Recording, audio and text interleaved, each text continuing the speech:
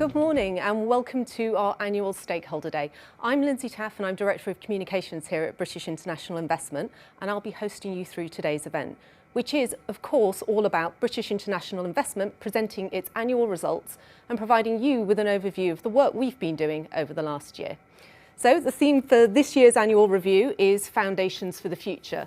And of course, much of our work as a development finance institution is about supporting the sort of economic development that will enable countries to thrive in the long term, creating the foundations for success. But over this past year, we've also been looking at our own foundations in our own organisation. We have a new name, British International Investment, a new strategy and a new chair. So today is about taking you through all of that, looking at some of our successes, some of our challenges. So a quick run through on the agenda. First up, I'm delighted that we have Ayana Layfield joining us for her first ever Stakeholder Day as our chair. Ayana will then hand over to our CEO, Nick O'Donoghue, who'll give his reflections on the last year. And he'll be joined by our Chief Financial Officer, Carolyn Sims, who'll share our financial results.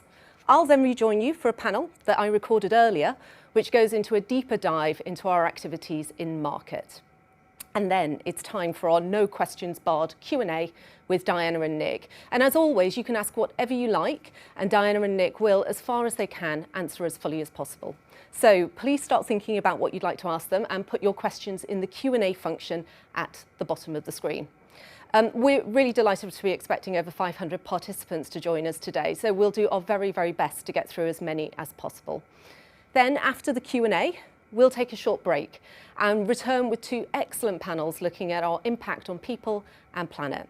And I'm thrilled that we'll be joined by four of our fantastic investees, Ecom Express, Phatisa Food Fund, Ayana Renewable Energy and Globeleq, who'll be sharing some of the great work they've been doing with our support over the past year. So I hope you agree that we have a great agenda for you today. So let's get started. I'm delighted to hand you over to our chair, Ayana Layfield.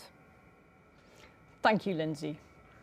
I'm delighted to be here to welcome you all to our first annual review event as British International Investment.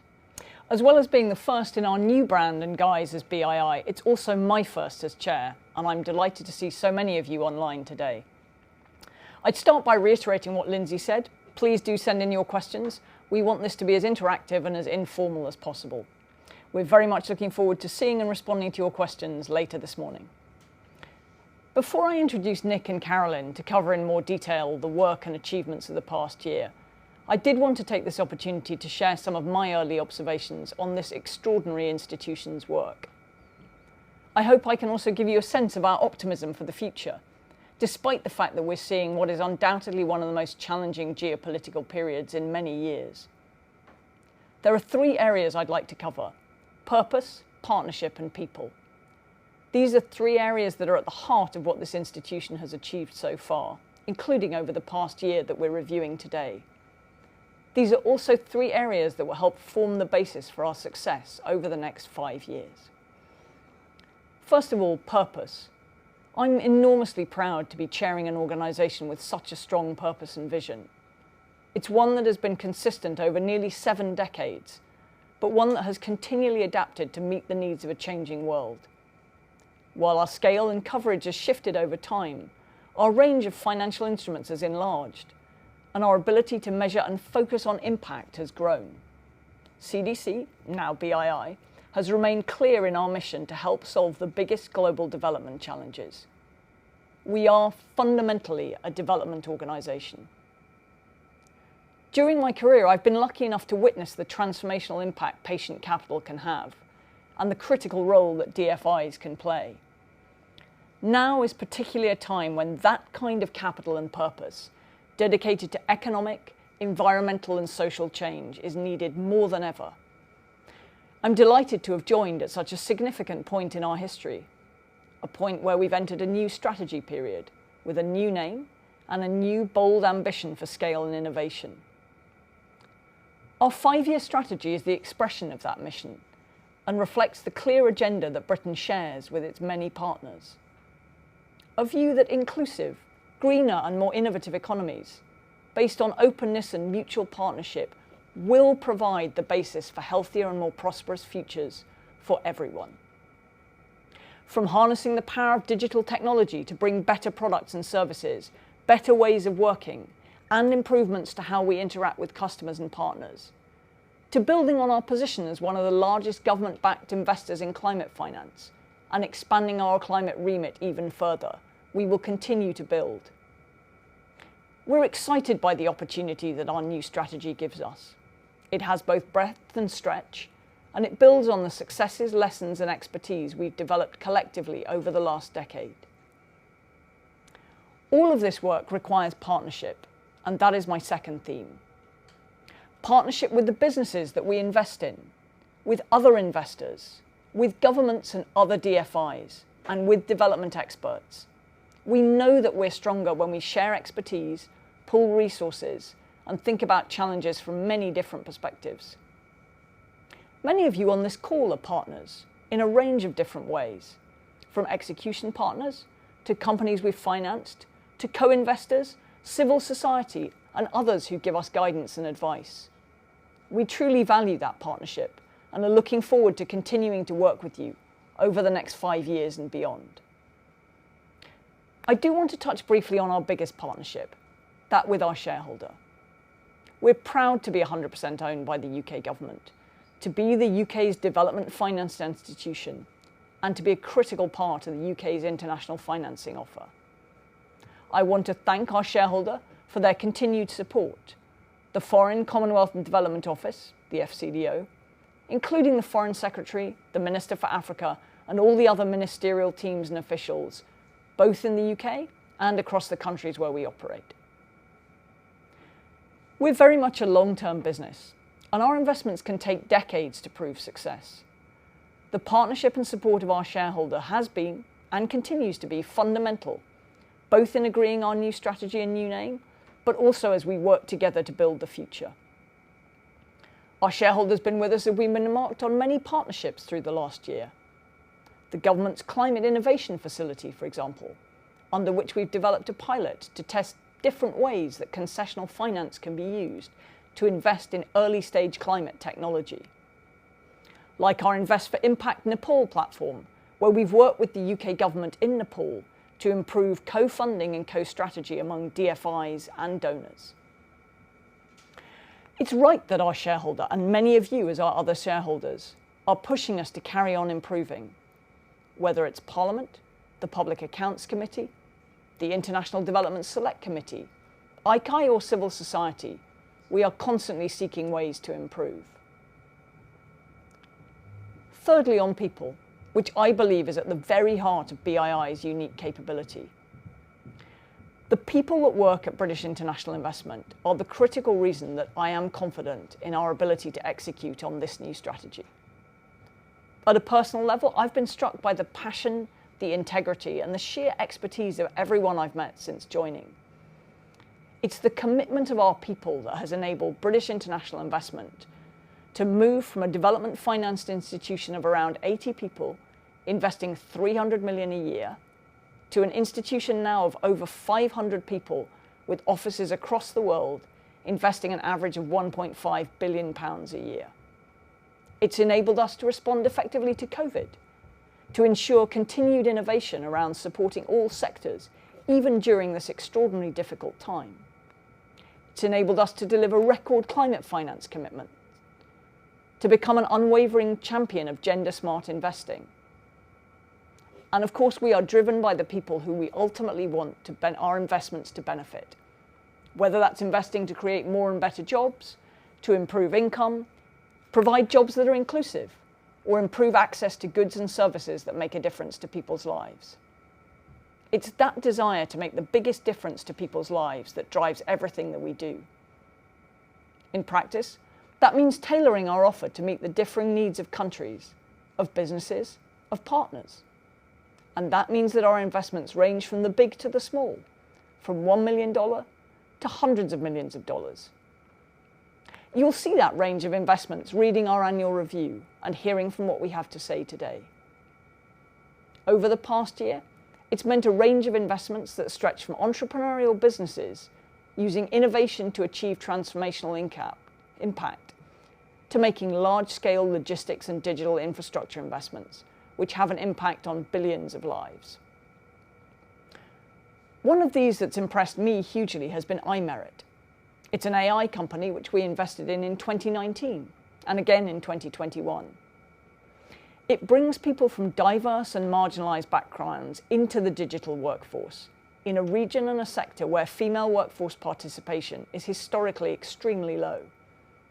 The company employs 5,000 workers in India and Bhutan, over 50% of whom are women, and over 80% of which are from under-resourced communities. BII's investment supported the expansion of iMerit's business, creating jobs and supporting consistent wage increases for workers, including by accelerating their promotion into leadership positions.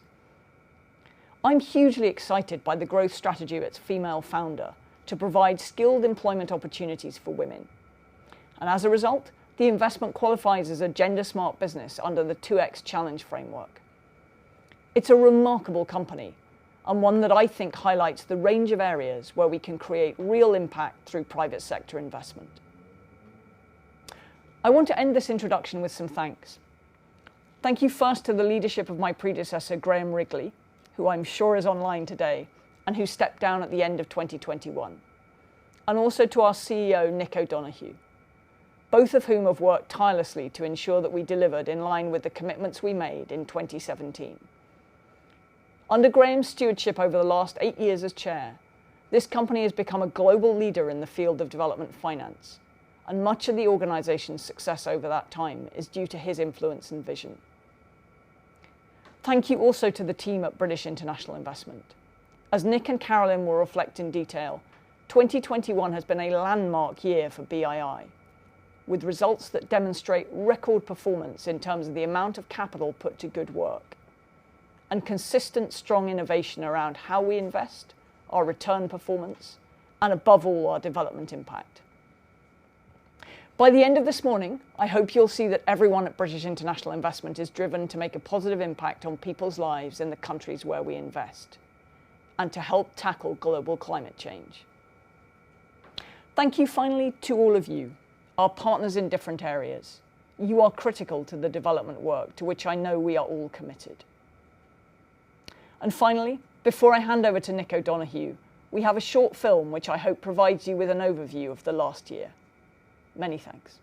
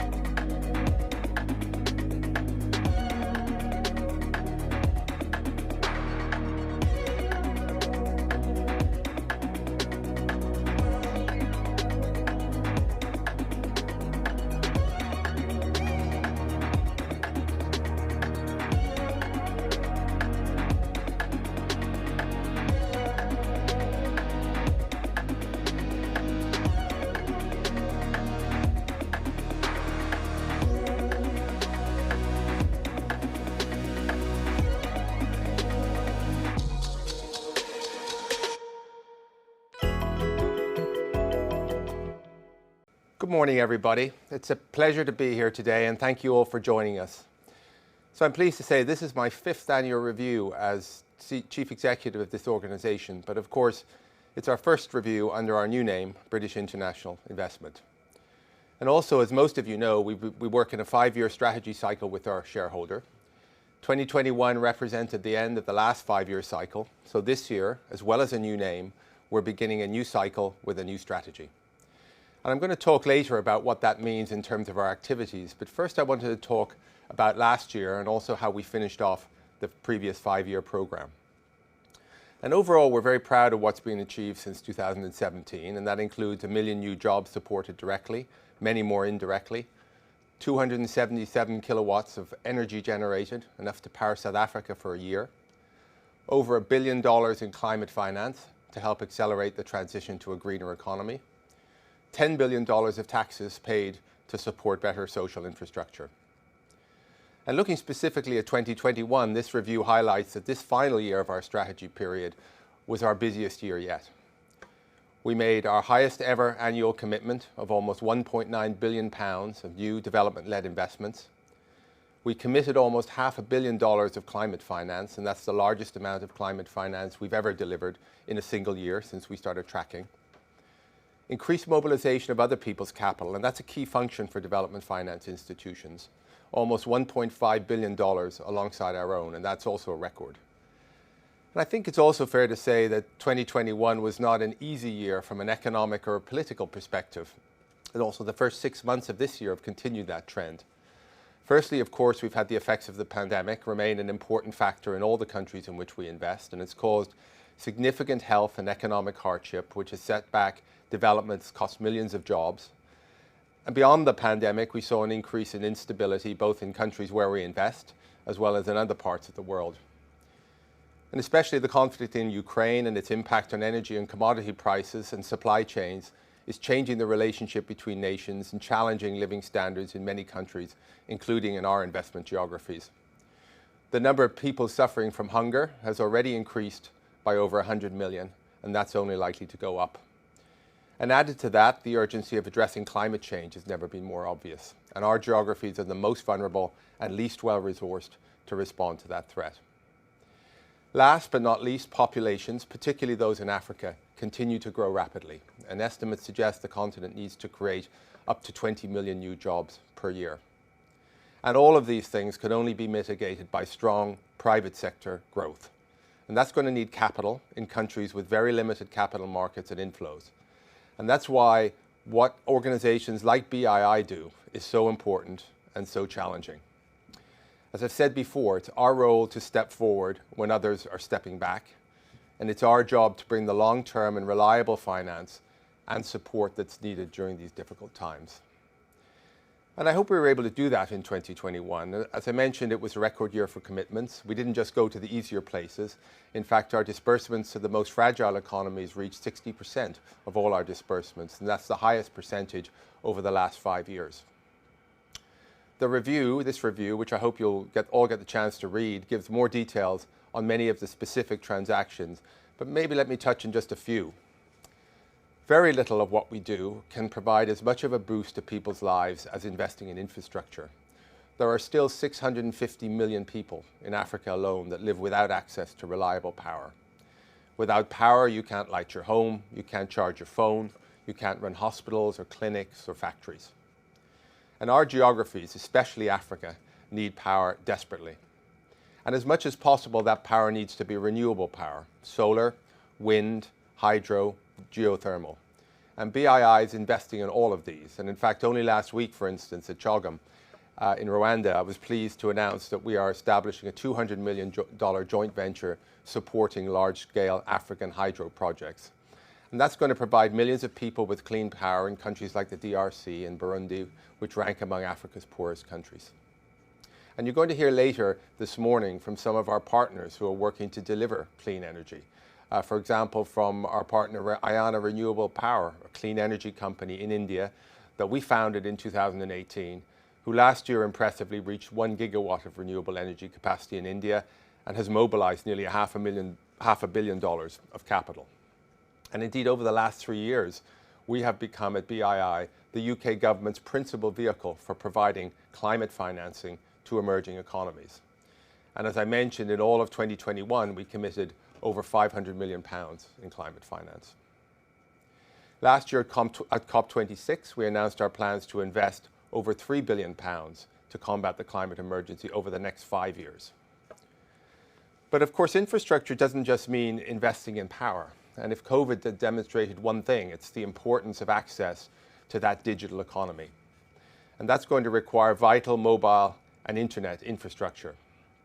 And I had the pleasure of being in Nepal 3 weeks ago, and I visited a company called Globeleq, which is an organization we invested in about 3 years ago. And together with the UK ambassador, we visited one of the small municipalities buried deep in the valleys outside Kathmandu, where they had just installed high-speed internet access. And it really is transforming people's lives in the community. Of course, it improves communication, provides access to social media, Netflix, and those are not small things. But for example, we heard from the head teacher of the local school how it creates a whole new access to education online. We visited the local health clinic where the doctors and nurses told us of how their ability to diagnose and treat has been dramatically changed by internet access. We visited local women running small fabrics businesses who could find new designs and source new fabrics and grow their businesses. And the company was clear that that could not have been done without access to our capital for those investments. And that really is the power of development finance.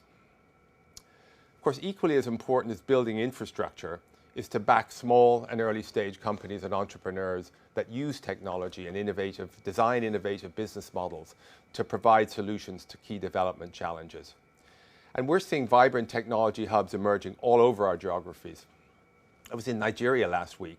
I visited a company called Trade Depot, which is revolutionizing the way that small mom and pop shop owners can aggregate orders, get credit if they need it, and get single deliveries. That mean they don't have to close their stores while they go to market to buy inventory. And these may seem like small things, but they're very big things for the shop owners. And again, it wouldn't have been possible without digital access and companies like Trade Access, and without the risk capital provided by development investors like BII. We've also continued to be a champion of gender-smart investing, and this year we're proud that 28% of our investments qualified under the 2X Challenge. That's an initiative that we co-founded to mobilize investment in the women-owned businesses. And last week, also in Lagos, I hosted a lunch for leading women fund managers. And they, again, reminded me forcefully how women not only make more impactful investments, but all the evidence suggests that they outperform men financially as well. And I'm proud that BII CDC has been such a leader in developing 2X. Ecom Express, you're going to hear from later today, are a great example. This is an Indian e-commerce logistics company that's increasing gender diversity across its workforce. It's providing much needed livelihood opportunities for women. And again, this more diverse approach is leading to better business performance also. And as Ayana said, the backdrop to all this work has been the importance of strong partnerships. And whether that's working closely with the UK government in the countries where we invest. When I was in Nepal, I helped launch our new Invest for Impact Nepal platform, where we've worked with the UK government to create a platform to improve funding of small and medium-sized enterprises. We've also been proud to partner with an increasing number of leading British businesses, like our partnership with Vodafone to establish the Global Partnership for Ethiopia Consortium. And that's going to bring vital long-term telecommunications infrastructure and better, more affordable connectivity to tens of millions of people in Ethiopia. And our partnerships with other DFIs, multilateral development banks, and commercial investors. Last year, the UK hosted G7. We orchestrated a commitment by DFIs and multilateral partners to invest over $80 billion in African businesses over the next 5 years. We've also worked with our DFI partners on 2X, and last year committed as a group to invest a further $15 billion across that program. We've also at BII led the work on the Africa Resilience Investment Accelerator, ARIA, that brings together the G7 DFIs to launch a new platform to foster partnership for investment in fragile states in Africa. We were the only European DFI to be a founding partner of the Global Energy Alliance for People and Planet, the Rockefeller-led initiative which aims to unlock $100 billion in public and private financing to reach over 1 billion people with reliable and renewable power. So those kinds of partnerships are crucial as we build on our efforts to mobilize the private capital from other investors that's needed to meet the current finance gap faced by the countries where we invest. So we've had an exciting year. In fact, we've had an exciting 5 years. But as I said, we now have entered a new strategy period, and it's one that gives us the opportunity to go even further. We're going to be bringing an even sharper focus to how we think about our development impact. We've set very clear objectives in our new strategy to ensure our capital is focused on investing in 3 priorities: productive, sustainable, and inclusive development. We're going to score all our investments against those criteria, and we'll be reporting on that regularly. And I've said we've also expanded our climate remit, made a commitment that 30% of our investment is climate finance. And that's not just going to be renewable energy generation, but it's going to be batteries and green hydrogen and EV infrastructure. We've expanded our mandate to invest in digital infrastructure and the digital economy. We've an increased focus on investing to promote diversity and equal access to economic opportunities, both to women and to Black entrepreneurs. And through an expanded geographic remit that includes the Indo-Pacific and the Caribbean, we'll be adding to our existing focus in Africa and South Asia. So it's an ambitious agenda for scale and innovation, but I'm confident that we have the foundation to deliver on it. Finally, I want to end with thanks. I want, first of all, to our board, particularly, as Diana mentioned, to our shareholder, the FCDO, for their continued support in everything we do and their ambition in encouraging us to do even more. Especially to our new chair, Diana Layfield, who joined us in this role in January of this year and who we're delighted to have on board. And I'd also like to pay tribute to Diana's predecessor, Sir Graham Wrigley, who was chair during the period that we're talking about today, who chaired British International Investment with an infectious passion and determination to make a real and tangible difference to people's lives in very practical and sustainable ways. And it was my great privilege to work with him for my first 5 years at BII. But most of all, of course, to the team at British International Investment and all our partners for their tenacity and commitment in achieving so much and over such a difficult period. I'm enormously proud of what we've achieved together, and we look forward to building on that track record.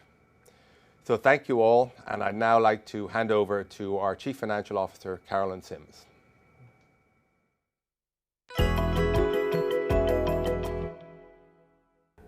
Good morning, good afternoon.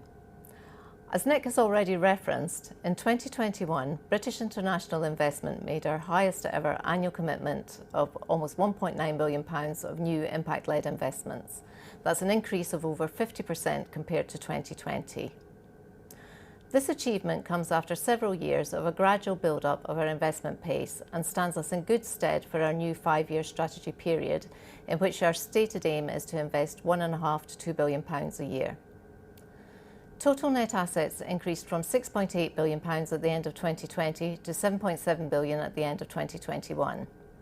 Within this, the investment portfolio increased from £5.2 billion to £6 billion. The main reason for the growth in the investment portfolio was the higher pace of disbursements combined with valuation gains. Our overall result is a profit after tax of £463.5 million, which compares with a loss of £282.2 million in 2020 and represents a gain of 6.8% on net assets this year. The average annual return on net assets since 2012 is a profit of £115.7 million. The portfolio generated a £584.4 million return in 2021 compared to £173.9 million loss in 2020, representing a portfolio gain of 11.2%. The average annual portfolio return since 2012 is 6.6%. There are 2 main factors for the positive portfolio result in 2021. Firstly, there were some signs of economic recovery in our markets of Africa and South Asia following the impact of the pandemic. Secondly, the impact of foreign exchange exposure has not been as significant as previous years.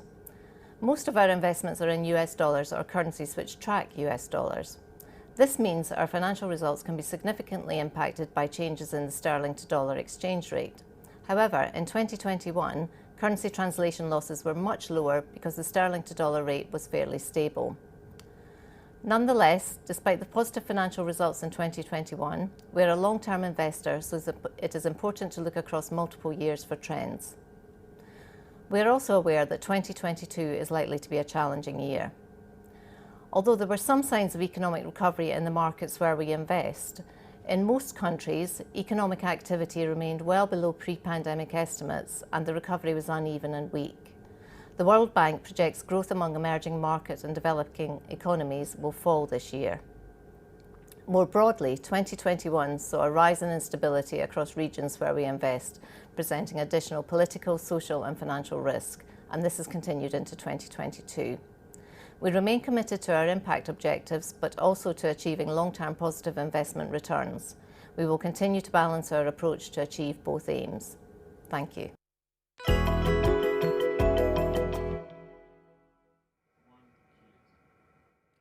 Thank you, Diana, Nick and Carolyn.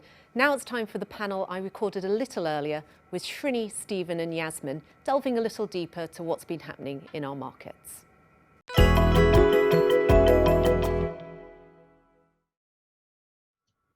So we've just heard Nick and Diana's overall reflections on the key themes from 2021, and we're now going to spend a little time talking about what this has meant in the regions where we invest, how we've directed our tools and our thinking into overcoming some of the challenges faced, and of course, how we're taking advantage of some of the opportunities to achieve impact. So I'm delighted to be joined by three colleagues to talk about this. Srini Nagarajan, who's Managing Director and Head of Asia. Srini has long headed up our work in South Asia, and his role now encompasses our newly expanded climate remit in the Indo-Pacific. Stephen Priestley, who is Managing Director and Head of Financial Services, and interestingly for this discussion, is our Interim Head of Africa. And Yasmin Lamy, who is Managing Director and Head of Asset Allocation and Capital Solutions. Yasmin's been pivotal in overseeing our work on catalyst strategies, where we're looking to take higher risk to shape nascent markets, and has responsibility and oversight on how we allocate our capital and think of neat and different solutions for the challenges and opportunities faced in our markets. Srini, Stephen, Yasmin, thank you all for joining us today. Hi. I'd like to start off by actually asking all of you to share each of your reflections on 2021, what's been quite a busy and in some ways unpredictable year. Srini, can I start with you, please? Sure. Thanks, Lindsay. It's a pleasure talking to you. And this is a very important event annually for us. The economic challenges posed by COVID and the Omicron variant created opportunities for us in the form of structural impediments to economic growth. The main one being adaptation to the digitization, which resulted in expansion of access to medicines, innovative tech solutions to address problems of warehousing, logistics, and open up access to women for jobs, for housing, and of course, increase the pace of execution in renewable energy and climate resilience. 2021 for us was a busy year. We committed around $750 million in the region, with 64% in India and the balance in the rest of South Asia. And we kept to our core themes of climate, productivity, inclusion, and remain additive to our investments. Just want to take 2 minutes and talk a little bit on the inclusion side, which is very important from the point of view of post-pandemic recovery. We provided the much needed liquidity support to MFIs in India and Pakistan, and timely support to commercial bank in Sri Lanka, where the economy is still going through a turmoil. And on the, and also the access to medicines, high quality medicines in the form of supply chain initiative, which we did through Medica Bazaar. Sustainability side is very important from the point of view of our support to Atlas Solar in Pakistan and our investment in GGF, which is a large platform which is being built, and our first project finance deal to NL, really. And I just want to close by saying that the year ended with a turn in economic cycle and leads into, and has of course led us into a very difficult, a different economic challenge for all investors, include us. But CDC is a counter-cyclical investor and looks for opportunity when our capital can be more additive, really. Lastly, I think we decided our expansion into the Indo-Pacific market, which is very exciting for us as BII and for me personally, which will shape up in 2022 with a complete focus on climate. And we plan to deploy 500 million pounds over the next 5 years, mainly in Indonesia, Vietnam, and Philippines. And our team has expanded to 50 professionals. When I joined in 2012, I was a loner here with 75 odd people in London. And today I expanded, I see the team. I'm very proud that we have just not expanded in investing professionals, but also professionals who look after our BI, DI, and ENS. I think we continue to forge our relationships with FCDO, other DFIs, and of course be a part of this larger UK international finance offer and are leveraging UK PLC to maximize our impact in markets. Thank you, Srini. And Stephen, how about you? Yeah, no, thank you, Lindsay. The African continent in 2021, much like the Asian region, faced serious challenges, obviously, and we saw the markets really reacting to the pandemic in different ways across the region. There was certainly a slowdown in growth, in GDP growth across all the different economies. We saw inflation pressures kicking in. We saw a reduction in consumer confidence as well, that also led to companies slowing down their CapEx, their growth investment and CapEx into their businesses. We saw banks sort of holding on to their liquidity and not really extending credit into the real economy across the whole continent.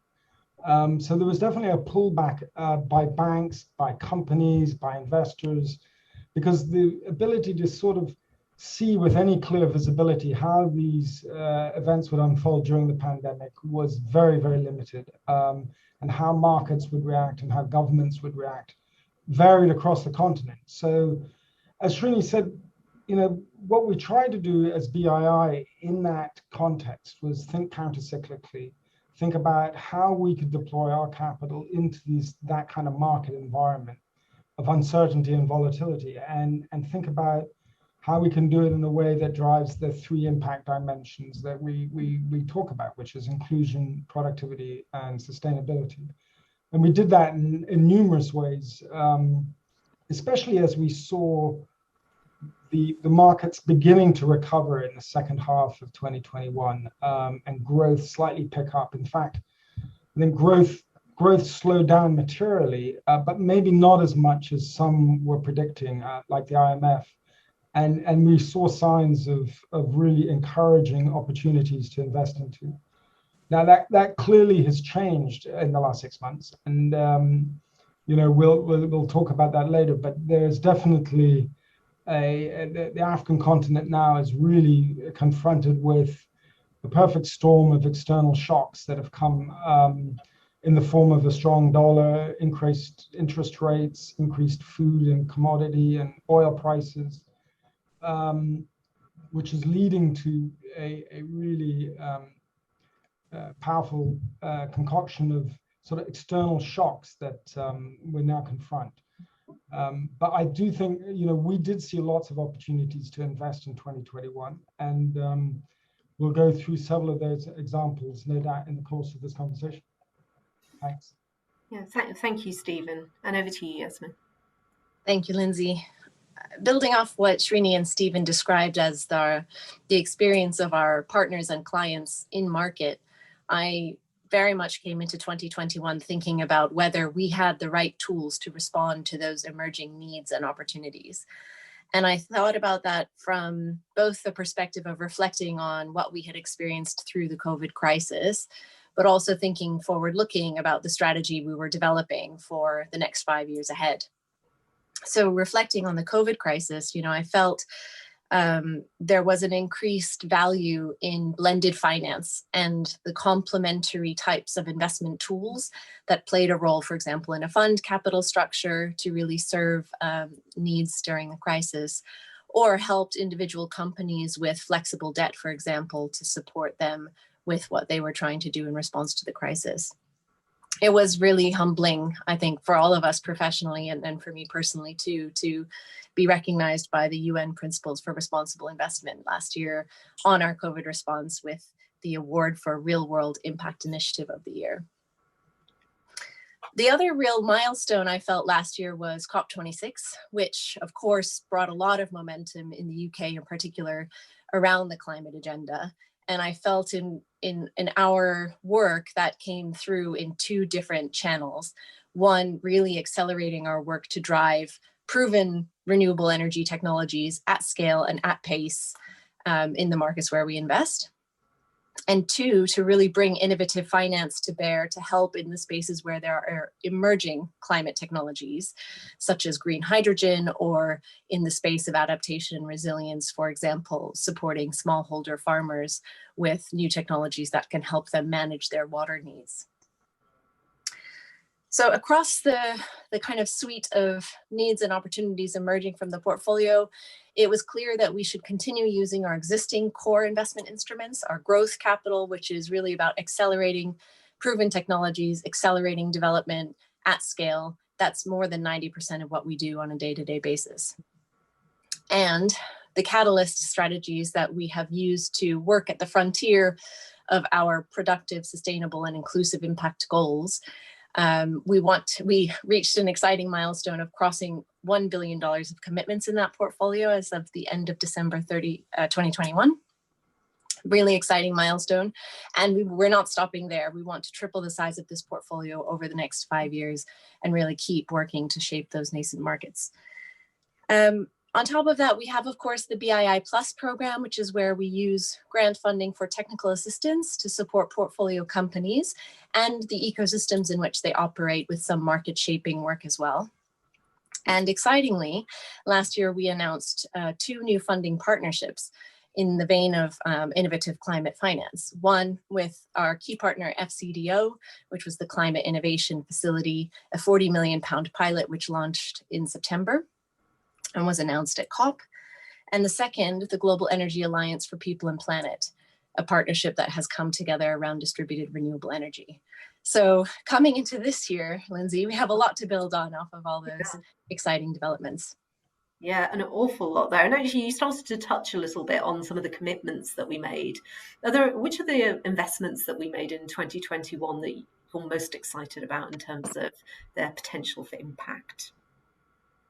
Well, I spoke a bit about the climate work we've been doing, and so I thought I might reference a few exciting investments from more of an inclusion angle. So one of them is a company called Better Place. It's an Indian technology company that has developed a worker platform free of charge to workers and focused on the blue collar segment. And the idea is it's just a matching platform for those workers to find formal employment opportunities. And I think this is quite an exciting investment in the context of the post-COVID or COVID internal migrations that took place in India. Mm-hmm. So, the informal segment, informal employment resulted in a lot of people moving across the country during the pandemic because there was no formality to kind of give them security. And so Better Place is an exciting opportunity to help formalize some of that employment and maybe mitigate that kind of impact in the future. Mm-hmm. The second opportunity was MedAccess. MedAccess is a key portfolio constituent in our work. They're an amazing partner, and they did 2 things last year that were really exciting. One was supporting COVAX and the distribution of vaccines into the African and Asian markets. And the second was providing a production guarantee for the antigen for the world's first malaria vaccine to be rolled out across global countries, really supporting the immunization of millions of children in sub-Saharan Africa. And the third, which I wanted to bring in to the conversation, is Summit Private Equity Fund in South Africa. This is an exciting opportunity because it's supporting impact businesses, but with a specific lens on transforming the management of those businesses at the executive and non-executive levels, with a view on diversity and inclusion, and really holding those companies to account with milestones as they make investments onto how they will transform to be more inclusive in their management and leadership. Great, thank you, Yasmin. Some really exciting investments there. I was so pleased with the work that MedAccess did on ensuring the continued production of vaccines to make sure that they rolled out on time. And on to you, Srini. Which 2021 investments do you think have the biggest potential for your area? Sure, thanks, Lindsay. I think if you look at COVID-19 and the impact it has led on our, it has actually left on our economies, it's liquidity, which is the most crucial aspect to keep the corporates afloat on the jobs and also to protect the jobs.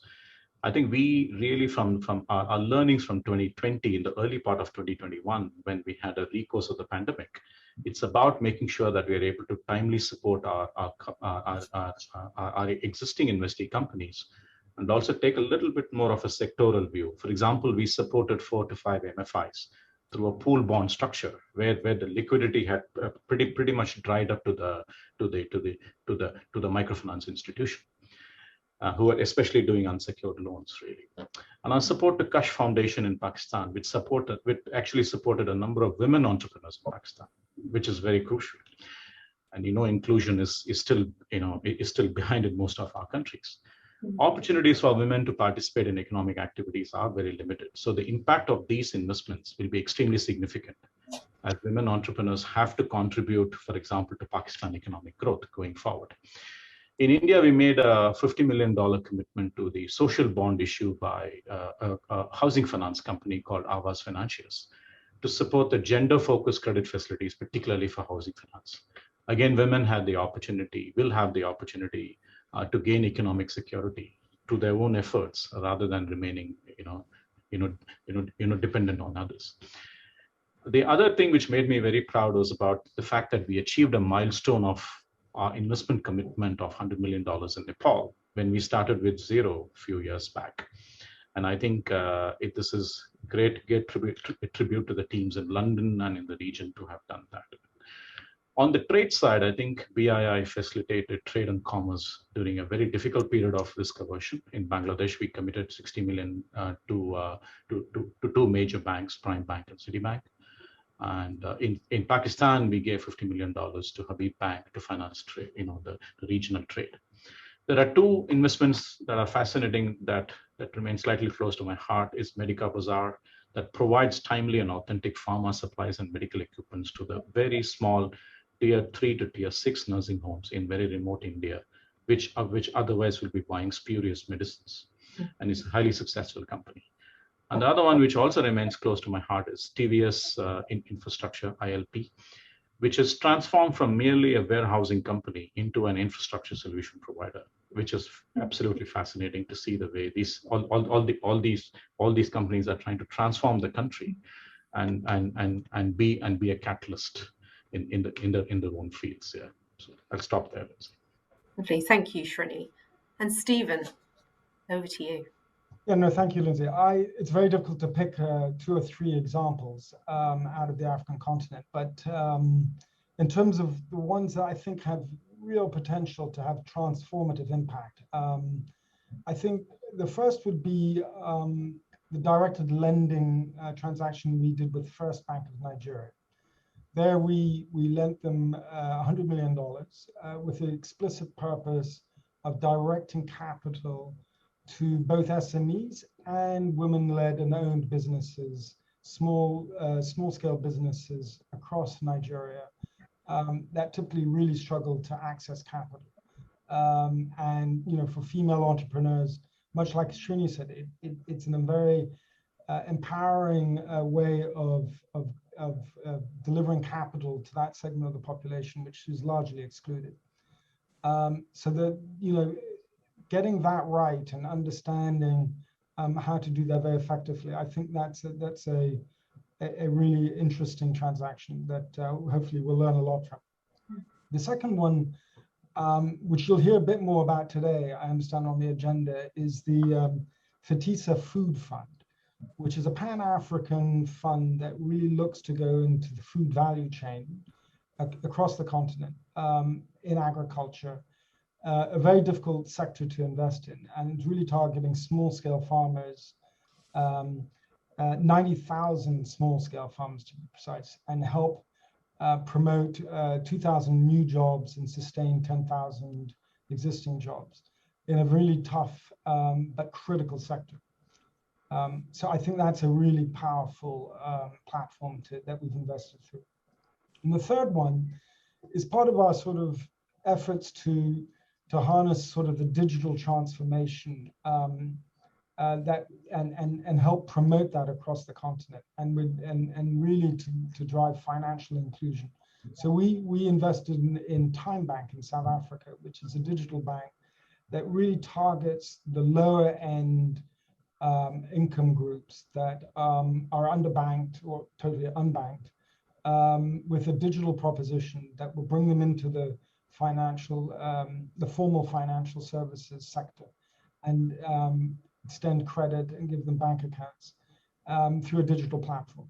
So it's scalable, it's at the right price point, and has an ability to really transform people's lives at that lower income segment that is typically unbanked by the larger banking community. So huge potential, and hopefully we'll go into other markets with it. So those would be my examples, Lizzie. So back to you. Lovely.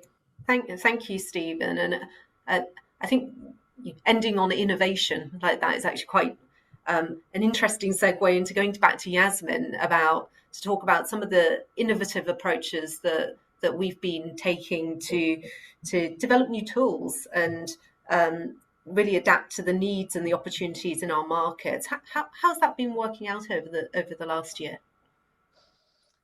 Thanks, Lindsay. I think the idea began to take shape in the mid of last year, but it's taking on even more validity as we look at the changing macro context around us today. So if we think about the rising cost of capital with interest rates and inflation on the rise across the world, the rising cost of living, whether it's food security or fuel on the back of the war in Ukraine, there is an increased barrier or challenge for investors to be counter-cyclical, like we think the role of a DFI should be. So you can anticipate already that there will be capital leaving the markets where we're investing. And, we saw that happen in COVID. In COVID, it was more of an acute circumstance, or at least we could hope it would be just an acute, short-lived circumstance. This is likely to be a prolonged paradigm.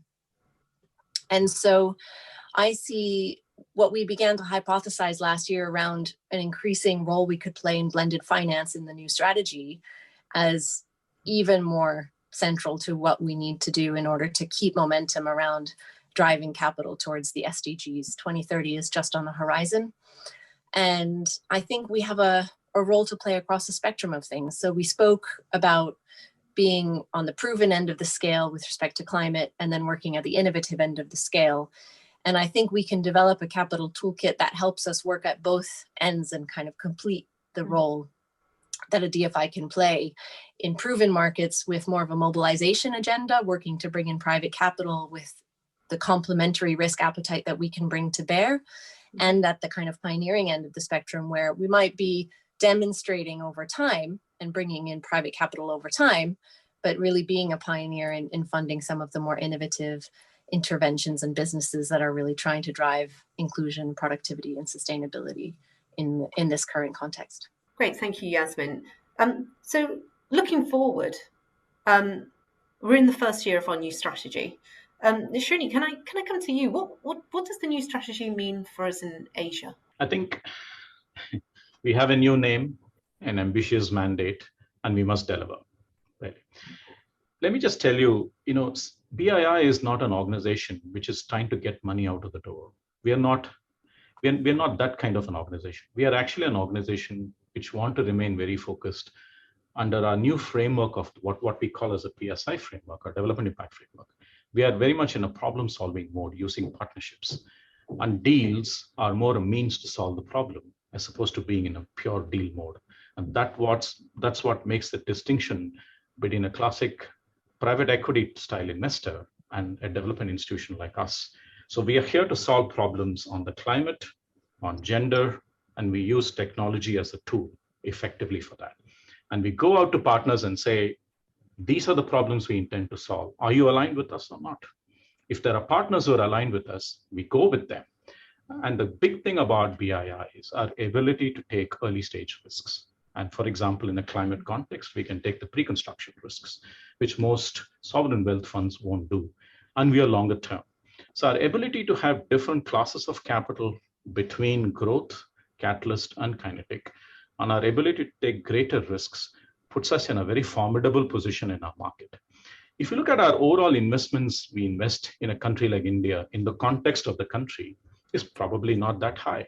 But what makes the difference is our ability to create opportunities and mobilize third-party capital. Last point I just want to make here is, I think, in the sense, if we have to make sure that this new and enhanced mandate, we're able to manage this in a more agile and entrepreneurial manner, and think innovatively about ways to deploy our capital, mobilize other investors, and drive transformational impact. So personally, I'm very excited about this. Lovely. Thank you, Srini. And Stephen, what does it mean for Africa? Yeah, I mean, much like Srini, I think it's extremely exciting. I mean, I think firstly, for Africa, the new strategy will start by scaling up in Africa. So we'll be scaling up our offices, our on-the-ground presence, building out our capabilities and on the ground in the markets that we invest into, and building that out across the continent. So that will then enable us to choose the right partners on the ground and who to invest in, and work closer with our FCDO colleagues on the ground. So in terms of actually executing on the strategy, that scaling up is really important. In terms of the challenges that we see, that we think we're quite well equipped to sort of confront and invest into. If we look at the 3 impact dimensions we're talking about, so from an inclusion point of view, I think inclusion is also about investing into the low-income countries and the fragile states that are numerous in Africa. And how do we go about identifying the right channels in Africa to intermediate our capital into those smaller, fragile countries? So that's definitely something we're very focused on. And we've got a lot of lessons learned from the past, and I think the new strategy will inform us how to do that effectively with the toolkit. But inclusion is also about how do we look at investing and backing Black-owned businesses, Black-owned and Black-led businesses across the continent. Again, part of our inclusion dimension that we're really focused on, backing Black-owned businesses across the continent. In addition to the other diversity agenda that we have on 2X Challenge, with the gender lens investing focus. So that's from the inclusion side. I think our African strategy has that as a very serious central pillar. On the productive side, much like with Asia, I think the use of technology and pursuing the digital transformation across the continent is something that we think can deliver outsized impact into these economies. Much like what we did with Liquid Telecom or the Global Partnership for Ethiopia in the previous strategy, finding ways to do digital transformation with partners at scale is something that we think will drive productivity across the continent. And we've got some experience of doing that. So that's the second pillar that we'll be pursuing in our next 5-year strategy. And then finally, in terms of the third dimension of sustainable investing, I think the big challenge in Africa is around resilience and adaptation. And it's finding ways to really help these communities and economies tackle climate change and the consequences of it in the markets we look to invest in. It's a very difficult segment to invest in, but we will pursue this sort of transition, the just transition finance, as well as looking at ways to do resilience and adaptation. Leading up to COP27 in Egypt, which is obviously a very important event for the African continent to shine a light on these issues that Africa will confront certainly during the next 5 years during our strategy period. And we intend at BRI to play a very active role in that segment. So yeah, those would be the ways I think we look at the next 5 years across Africa. It's very exciting. We've got a lot of experience, a lot of lessons learned, and the capital to put to work. Lovely, thank you, Stephen. What really strikes me from what you and Srini have said is actually how we're working for the next 5 years, but a lot of the initiatives that we're thinking of are about building foundations that are much, much longer term than that are about countries having a long-term route to tackling many of these issues. Yasmin, turning to you, what initiatives are you particularly excited about for the next strategy period, and why? I think what Srini and Stephen have laid out really testifies to the scale of the work we have ahead of us as BII, but also as an industry of impact investors and development finance institutions. And what that means is we won't do it alone. We need partnerships, and I'm in particular very excited about our growing work around partnerships for catalytic capital. So last year, I mentioned we announced the pilot for the Climate Innovation Facility with FCDO. What that has allowed us to do is really dive deep into piloting some new projects with portfolio companies around adaptation and resilience. For example, with Pula, a company in one of our fund portfolios, who is an agricultural insurance provider and wanted to test a pay-at-harvest model. So we've used some of the Climate Innovation Facility funding to back a pilot of a pay-at-harvest model, funding the working capital required to do that. We can also look at partnerships for inclusion. I think Stephen referenced our objectives in terms of Black ownership and leadership, gender lens investing, and of course, we maintain the focus we've had for a very long time on low income and poverty alleviation. And so if we can source a funding partnership around inclusion where we could work with other catalytic capital providers, that would be a really exciting milestone in the new strategy too. And finally, I think we have a significant opportunity to really scale up our work on mobilization in the next 5-year strategy, in this 5-year strategy. And that in particular presents an opportunity to work increasingly with our partners here in the City of London and financial institutions that are working right alongside us here to work for impact in the markets where we invest. Yeah, all really exciting. Thank you, Yasmin. I have one thing to say, Lindsay, that very few institutions in the world that will give you the long-term patient capital across capital structures and also different pools of capital to match with risks. That's what makes BII a special place and an exciting place, and will continue to remain so. Wonderful. Srini, Stephen, Yasmin, thank you all for joining us this morning. Thanks for having us, Lindsay. Thank you, Lindsay. Thank you, Lindsay.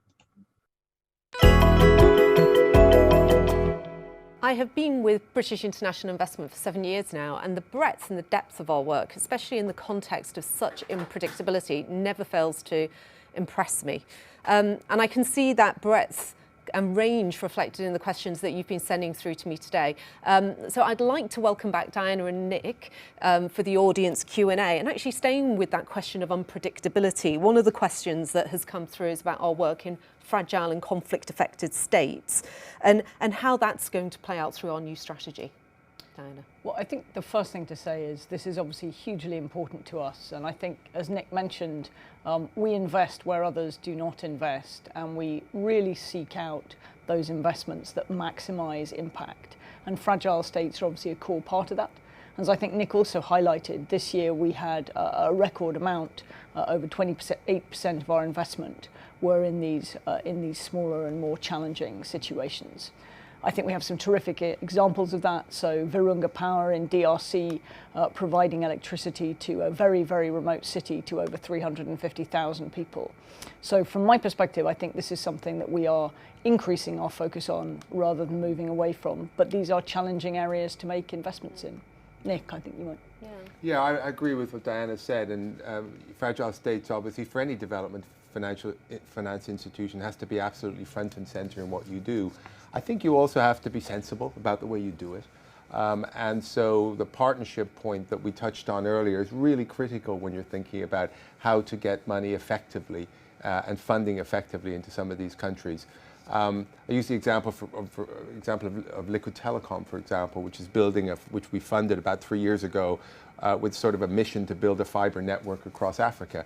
And one of the things that they've done this year with our funding is to build a line from Brazzaville to Kinshasa. Kinshasa was largely cut off from access to the internet. And so that really makes a transformational difference. I also mentioned in my remarks the joint venture that we've done in hydro, which will, and one of the projects that they're working on is a new hydro generating plant, which will serve DRC, Burundi, and Rwanda, and certainly in the case of the first two of the most fragile states in Africa. So I think those are the sort of ways that we try to think about partnerships, think about who can execute projects in these countries, and as much as possible get funding to them. And actually picking up on that point of digital, one of the questions that's come through that says that new research has recently found that 75% of young Africans think of Wi-Fi as a human right. Obviously, digital infrastructure has become a much bigger part of our strategy over the last couple of years. How do you think that's going to continue and play out in the coming years? And Diana, I'll direct that to you first. Well, thank you. I think whether or not you define it as a human right, I think it's become a core necessity in the same way that, water, power, and other basic services have become a necessity. And I think what you see is in regions, particularly in Africa, where you see internet connectivity for the first time, you see the impact that has on the environment, on the ability of small and medium-sized businesses, even small farmers, to succeed and prosper. So I think from our perspective, it's obviously hugely critical for the future. From a BII perspective, I think Nick's just mentioned Liquid Telecom, who are looking to essentially lay a fibre network across the entire region of Africa. But in addition to that, we've invested in smaller digital companies in Nigeria, in Kenya, touching into areas like agriculture with Crop-In. So I think what we're starting to see is the ability to, first of all, lay the infrastructure. As we've reflected, infrastructure is core to all of our markets, but we're supporting at every step. So the infrastructure, with companies like Liquid, the applications to a small business level, and the app infrastructure layer on top of that. So I think we're looking across sectors and across different pieces of the chain, and that will continue to be, frankly, a growing part of our portfolio, I would expect. Yeah, I think it's enormously exciting what's going on in terms of the growth, the acceleration of the growth of the digital economy. I mean, in the last 3 months, I've probably been in Bangalore, in Nairobi, in Lagos. All of these are becoming real digital hubs now, and you're seeing this growth of young local entrepreneurs who understand the issues, the development issues, and are really applying digital technology to try to solve them. I think the other thing about the digital economy, and which is the reason it's so relevant for development finance institutions, is its growth is driven by the private sector. It is the private sector that we rely on to build that digital infrastructure, and obviously by definition that the entrepreneurs starting companies are positioning themselves in the private sector. And I think that's where we can play such an important role by providing that funding to the large companies building infrastructure and the younger entrepreneurs building businesses. Yeah, and I think, given the examples that we've talked about in successful investments, particularly in VC in countries like India, one of the questions we've had through, are there lessons for African investors or companies or entrepreneurs that we've seen that we think they could learn from what's been going on in India? Yeah, I think that's a great question, because when you look at they're both, whether you're in Africa developing a digital business or whether you're in India, to a large extent, the business that you're trying to develop is with lower income groups. That's where the opportunity is. So there is a significant overlap between the type of businesses that we're seeing developed in places like India and in Africa. And that's one of the reasons why later this year we're going to be organizing a sort of an event in Egypt that's going to bring together some of the investees and some of the entrepreneurs from India together with entrepreneurs from Africa, because we think there's an enormous value in information sharing between those two groups. I think you've seen that over many years. So there's been a lot of cross-investment between the markets, particularly inbound into Africa from India. And if you look at the telecom space, some of the most successful players have brought that learning and those understandings from the South Asian region and India in particular. So I'd agree with Nick. I think it's a very fruitful area for us to lean into, but I also think there are some really basic infrastructure lessons that we can learn. And we do have a question more generally on VC. Given the continued growth in that area, where do we see ourselves particularly focusing and prioritising venture in the next strategy? Well, I think, as we said, I think it is infrastructure, building the critical infrastructure, again, particularly in Africa. And then I think being very focused. There's obviously a huge range of different businesses developing in places like Lagos. being very focused on trying to support those businesses that really address our three criteria of inclusion, and digitalization is an enormous there's an enormous opportunity to improve inclusion through digitalization, sustainability and productivity. So what are the ones that really sort of tick our boxes, and making sure that those are the ones that we're supporting? I'm going to go from the quite defined and narrow in terms of fragile and conflict effects. So and go to something that's a bit broader. We've had a couple of questions about what's been happening in Ukraine. So obviously the war in Ukraine has highlighted the fragility of global supply chains, and the impact in developing countries is only just unfolding. How do you see us leaning into that, Diana? So I think there are two dimensions to that. One is what it means for our markets, and one is what it means for us and that region. In terms of what it means for our markets, I think you've heard this morning that whether that's around the availability of fertilizer, whether it's supply chain disruption, the conflicts in the world currently, fossil fuel prices, are all things that are weighing, frankly, disproportionately heavily on many of the markets in which we invest. And I think for us, it's about stepping up and making sure that we support our investee companies in the regions we currently invest in. In terms of Ukraine and that region more broadly, obviously that's one of the great tragedies of our time. And I think it will throw up some really substantial development needs and opportunities.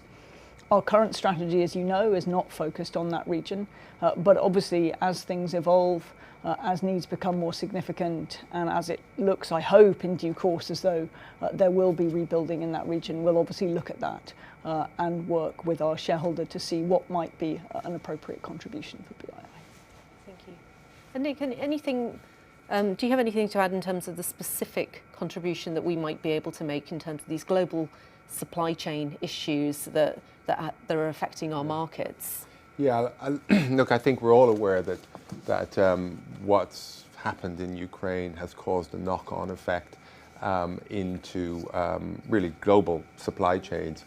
And as always, the most vulnerable to those shocks are people and the companies that exist in the geographies that we support. I mean, I think there's two broad issues. That one is food security, and the other one is broadly energy access and energy security. I think on the food security issue, it reinforces the need for BII to be as creative as possible in supporting local agriculture, because it's critical that Africa in particular becomes self-sustaining in food, and that's going to require a lot of investment. We talked in the panel, and we'll hear later on from Phatisa Food Fund, which is an example of us supporting development in agriculture.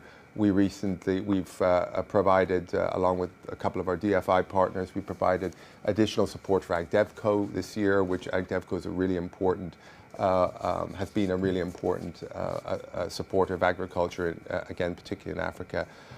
We're supporting companies like ETG, who play a critical role at the farm gate in terms of getting food from the farm gate to the markets in a fair and affordable way. So those are the sort of things that I think we need to do to address the food emergency.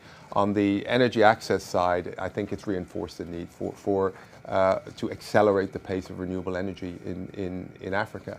And I mentioned in my remarks, we've invested over $500 million last year in renewable energy. A large part of that was in Africa. I think we have to all redouble our efforts to support the transition to a green economy in that continent. Just sort of building on what Nick's saying there, I do think there is this reinforcement of local solutions. One of the things that you've seen is, unfortunately, some degree of reversal of globalization with the disruption of supply chains, whether it's power, whether it's agriculture. It's that need for local solutions, and I do think that's something that BII can make a huge impact with. Yeah, that's true. I think only a few weeks ago we were talking about that from a manufacturing perspective, that localization actually presents an opportunity potentially for some of the markets where globalization hadn't necessarily impacted on them so well. I think opportunity is, we shouldn't lose sight of that, and I think one of the things that it's called, and also the political tensions with China, are causing companies to really review where their supply chains are and ensure that those supply chains are diversified. That's a big opportunity for Africa to participate participate more fully in those supply chains. Lots of questions coming through on impact. I mean, so I'd like to turn to that as a topic next. One of the questions that's come through is around impact of our investing in financial services and with financial intermediaries. How do we encourage that? How do we encourage financial intermediary partners to maximise development impact? I'll come to you first, Nick, but Diana, I know we've worked with you in a previous guise on this too, so I'll go to you first, Nick. Yeah, so the first point I'd make, and I make this point many times, is that intermediation is critical for BII. I mean, we are by definition, we have 500 people in the organization now. It's a big organization, but it's not that big. So when we make our direct investments, we have to have some sort of minimum size investment, and typically for us that's about $20 million. So that obviously below that there's a huge number of companies and SMEs and MSMEs that need access to funding, and the way that we do that is through intermediaries, and we use broadly two forms of intermediary. One is banks, and one is funds. And when we do that, we try as much as possible, obviously, to ensure that the money reaches the type of companies that we want to support. In banks, increasingly and almost exclusively now, our facilities are directed. We want to provide capital to them, liquidity to them that they can on-lend, but we want to direct it. So the example that was given in the panel by Stephen, I think, on First Bank of Nigeria is a really good one. We said, yes, we will make funding available, but in that case we want 30% of it going to women-owned businesses, and we've got 70% going to small and medium-sized enterprises. And almost all the facilities we do are designed that way, or designed to reach specific countries or specific regions. And then on the fund side, we're very selective in the funds we back. We want to back those that are most likely to reach the type of companies, again, that we would like to support. We also want to make sure that the investing that they do is obviously responsible, consistent with our ESG policies. We spend a lot of time and effort on providing education to our fund managers on ESG policies. We have an environmental and social action plan that we put in place for every investment that we make. So, I mean, that's a long answer. The short answer is we need intermediaries, and we need intermediaries that are aligned with our values and our objectives. Yeah, I know that the training program you were talking about in terms of continuing to build that alignment is I think we trained over 1,000 professionals from over 195 organisations through our training program. So huge part of what we do. And Diana, coming to you, obviously. You were previously at Standard Chartered, an organisation that we partnered with to set up one of these sort of special facilities to go towards a particularly impactful outcome. What would you have to say on I think I'd echo two things. The first is, for us as BII to really scale and have impact, we need partnerships of all kinds.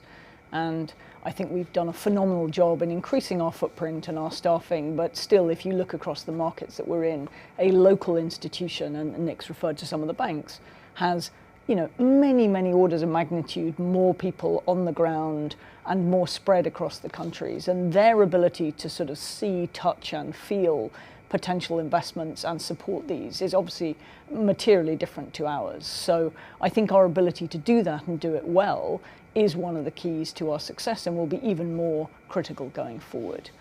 I think the second is that financial institutions are actually, I know sometimes people look at them and say, well, why those?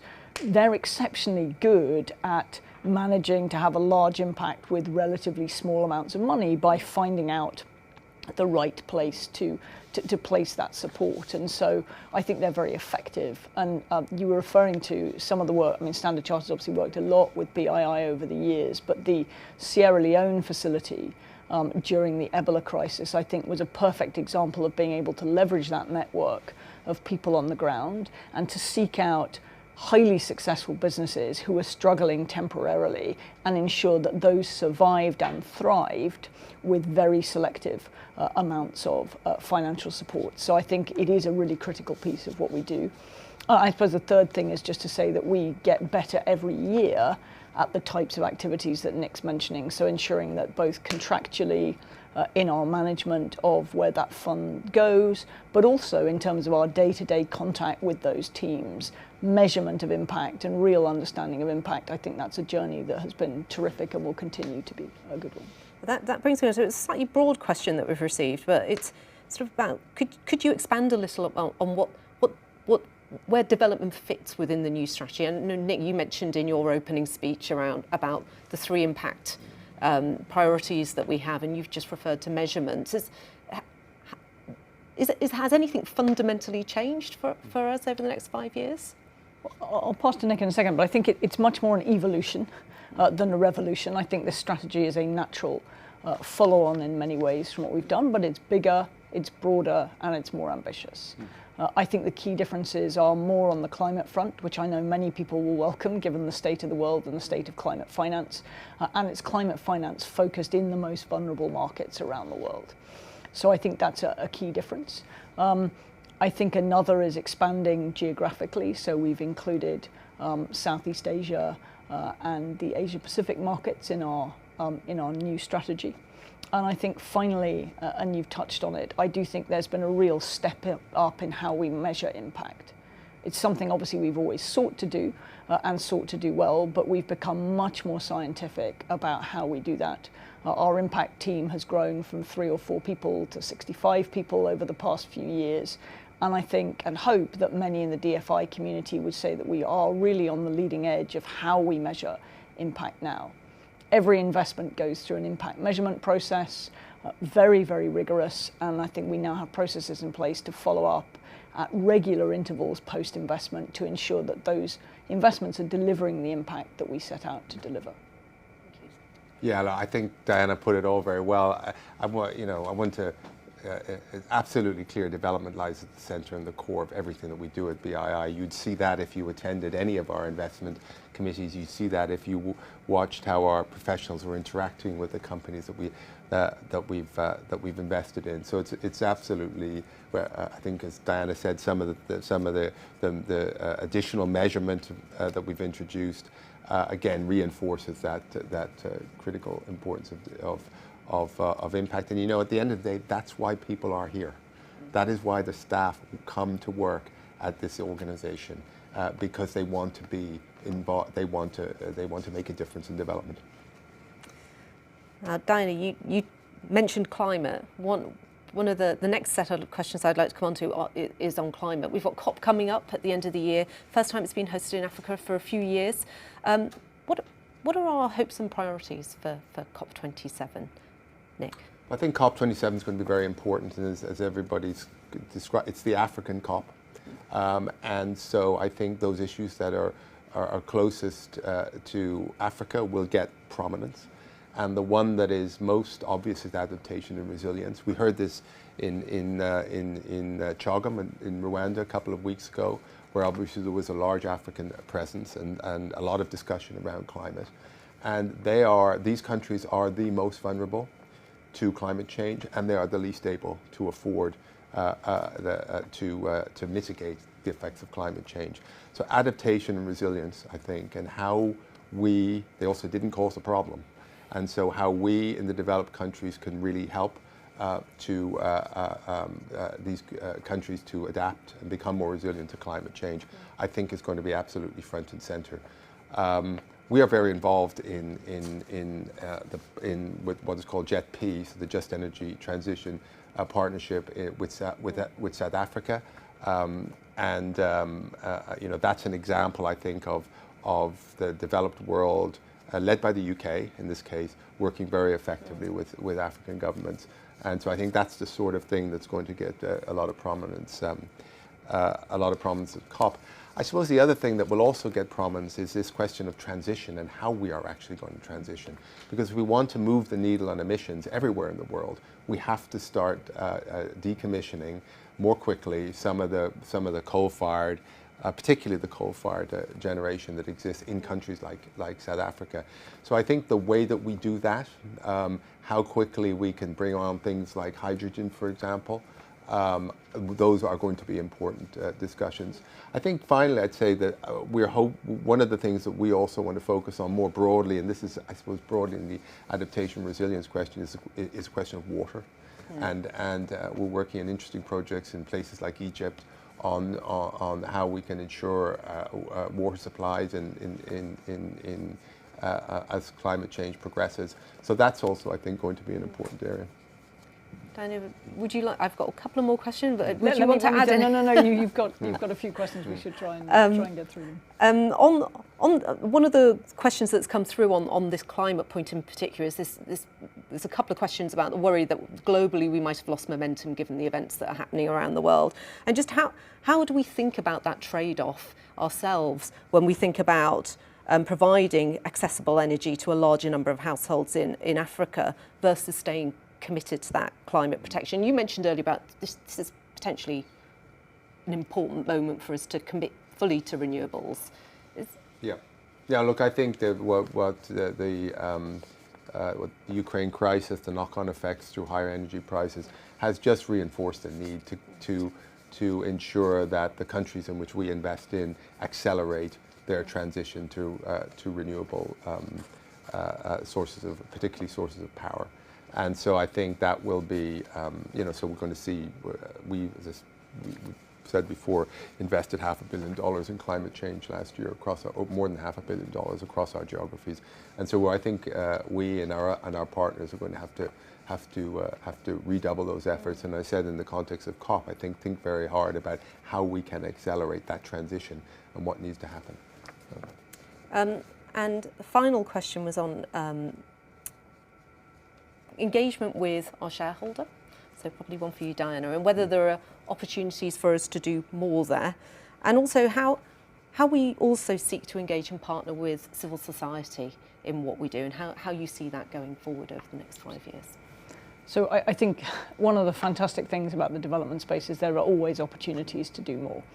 So there are undoubtedly opportunities to do more. I do think over the past 3 years or so, you've seen a progressive step up our engagement with high commissions and embassies around the world. So leveraging the FCDO network more effectively, working much more closely with British government institutions. So in the British Investment Partnerships Group with organisations like PIDGE and others. So I think you've already seen substantial progress there. There is undoubtedly more that we can do. And we will continue to do more. In terms of our relationship with civil society, I think, as I said earlier on, we absolutely value the thoughts and contributions that we get from civil society. And again, we've started to do, I think, meaningfully more, and we'll continue to do more. But as I say, this is one of those spaces where there is almost infinite opportunity to continue to build, and a hugely critical set of priorities around the needs of the markets in which we invest. Absolutely. Anything you would like to add on that before? No, I think Diana put it very well. Wonderful, thank you. Well, I'm afraid that's all we have time for on the questions. Thank you to everyone who submitted a question, and I apologise if we didn't manage to get round to yours. So that concludes the first half of our event. We're just about to head for a quick 5-minute break, but don't go too far, as in the second half of the event, we'll be delving further into the work we've undertaken over the past year and its impact on both people and planet. Those sessions will be chaired by Amal Lee Aman, who's our Head of Climate. And the first face you'll see when you return after the break will be Colin Buckley, who's our General Counsel and Head of External Affairs. I'll see you all again at the end with Nick and Diana. Thank you.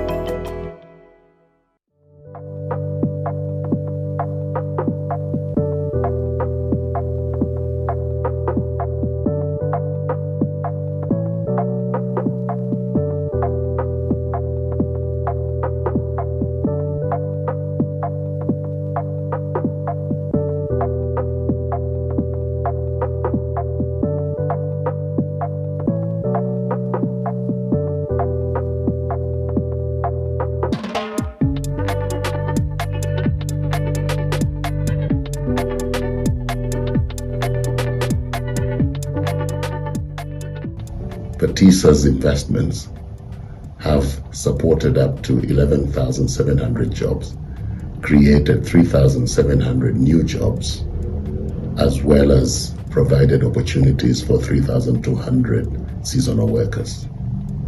Our investments have supported over 100,000 small-scale farmers, increasing incomes, increasing certainty around their own livelihoods.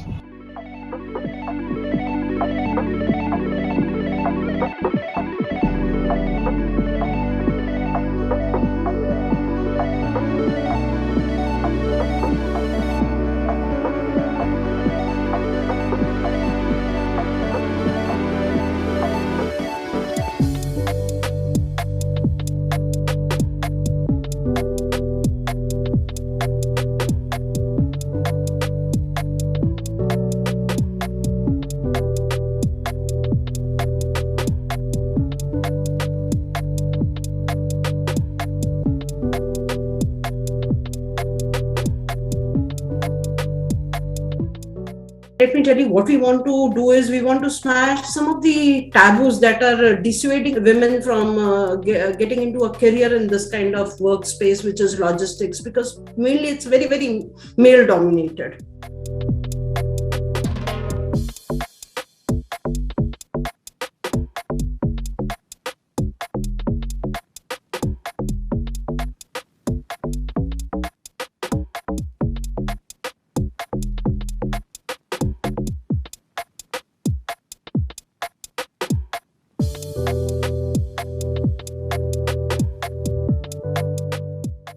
It's been quite path-breaking that this connection has gone and made a lot of people part of the digital economy for the first time.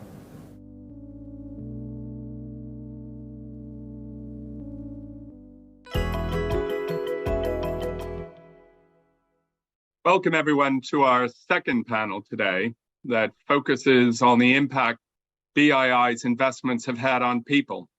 So we'll focus on issues such as gender and inclusion and quality job creation. At the end of today's panel, we'll try and take some questions from you, our online audience. So if you have any question, please use the Q&A button at the bottom of your screen. Let me introduce you now to our panel today. We're joined by Stuart Bradley, the managing partner at Phatisa. Stuart's career began in 1996 with CDC Group, and thereafter with Oreos Capital and Phatisa Group, of which he is founder and managing partner.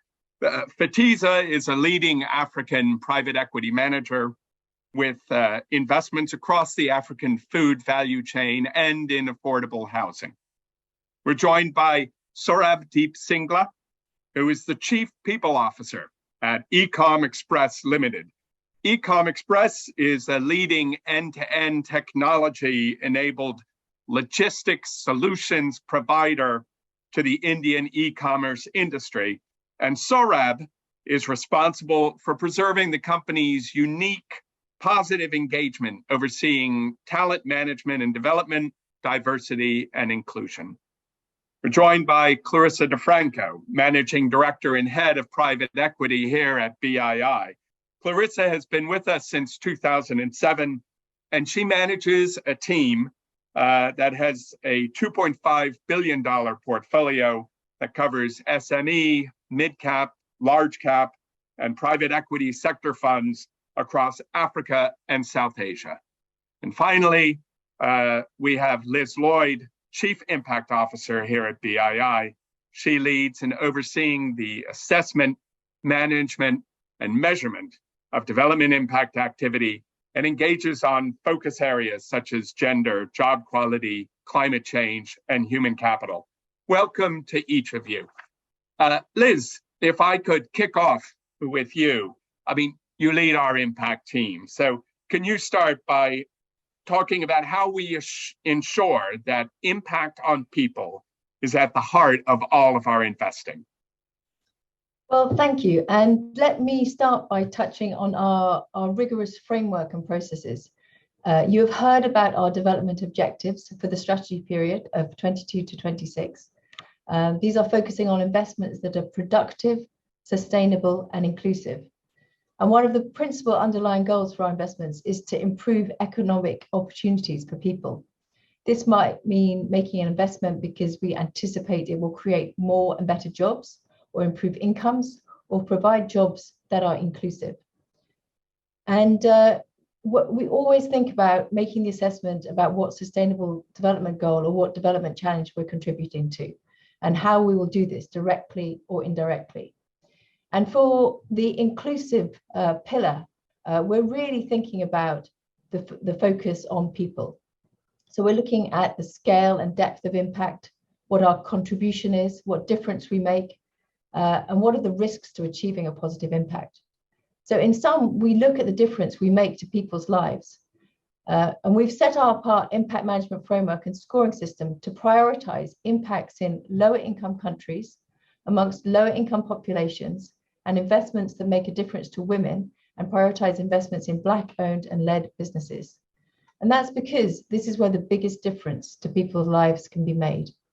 And we've created a new impact scoring system, and we specifically look at how inclusive every investment is against those criteria and how it touches people's lives. So to take an example, if we're thinking about an investment into the agricultural sector, we'll look at what difference that investment makes to farmers, the farmers or consumers affected. What's the current income of the farmers? What proportion of women? Will this investment raise the productivity and income for the farmers? Will it improve the use of inputs such as fertilizers to lead to greater productivity, climate resilience, and hence more affordable quality food for consumers?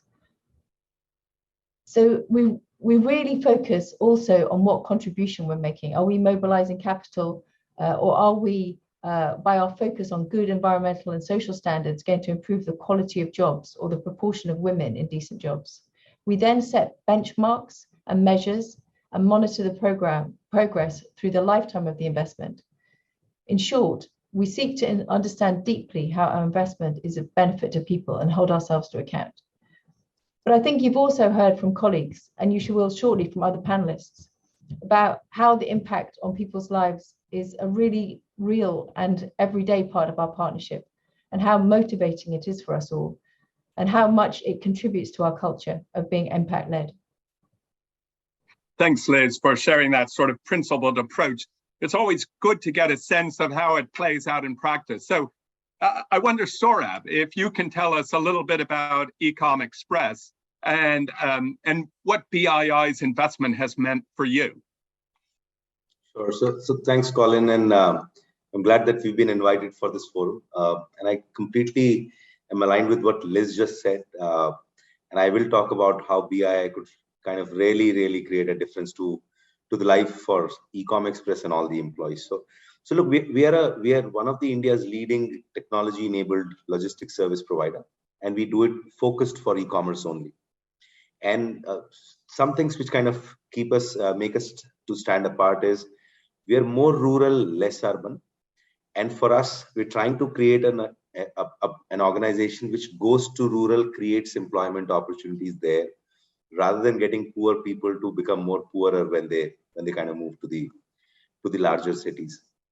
So we started in 2013, and we only had about 300 employees then and about 42 delivery centers. Today, as we speak, we are covering every state across this country, and the size and scale of the country is fairly big.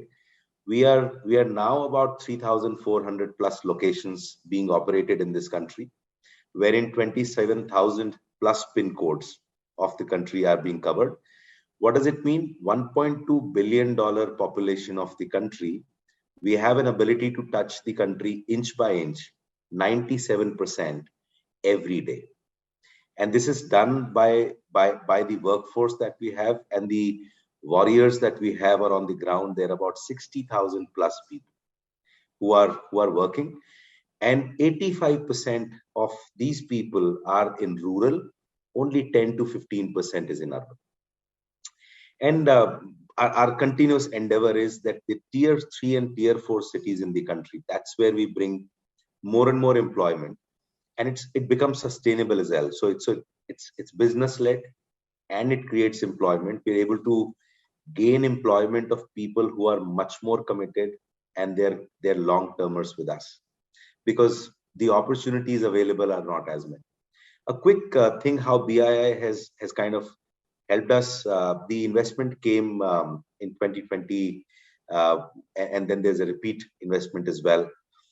There was a study which BII conducted along with 60 decibels, and this study paved way for the base of creating rural employment and repeat employment, and for people who are not employable as of now. Plus, how do we create a difference for diversity in this country, where the women workforce is otherwise a taboo in the logistics industry. This industry has always been a male-dominated industry in the country. And then how do we create a difference in terms of the environment, health, and safety? So all of these things, a lot of inputs which kind of came up. The study told us that almost every 5 out of 10 employees of Ecom Express believed that their standard of living and the way their life used to be has significantly improved. And about 92% of this respondent said, and especially females. So the females had a much higher percentage, and they said that our lifestyle, the way we're learning, and the way we are now independent in the rural India has been a significant high since they joined Ecom Express.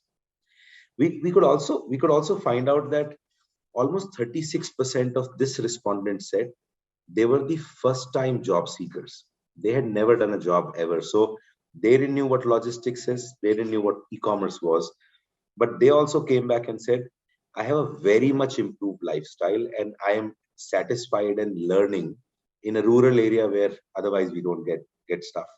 And then look, and the story goes on, the introduction of gig workers, which is giving flexibility to all type of people. Whether I talk about getting females who otherwise never got the opportunity to get into a job, whether I talk about some of the disruptions that BII and Ecom jointly have been creating and co-creating and making a difference, a lot of those things continue to happen. So yeah, that's where it is. That's an exciting story. I wonder, Saurabh, if we can, I know that you're especially proud of the work you've done at Ecom Express around diversity and inclusion. And I wonder if we could dig a little bit deeper on the sort of the gender aspect of this and the gender action plan that we've been working on together. And that's very close to my heart for sure. And to the founders of Ecom Express and to the entire leadership, we take pride in the fact that while we were always very conscious of the fact that, look, we have to do something different for the diversity and inclusion in this country, should we want to create a sustainable business and should we want to really create an impact on the society where we operate in. But look, with BII, we created a gender action plan. I'll tell you a quick result. So when BII made the investment, we were at 2% diversity. Diversity was only female and male ratio. And that was at a base of 20,000 employees. Today, at a base of 60,000 plus employees, we are at a 5.5% diversity.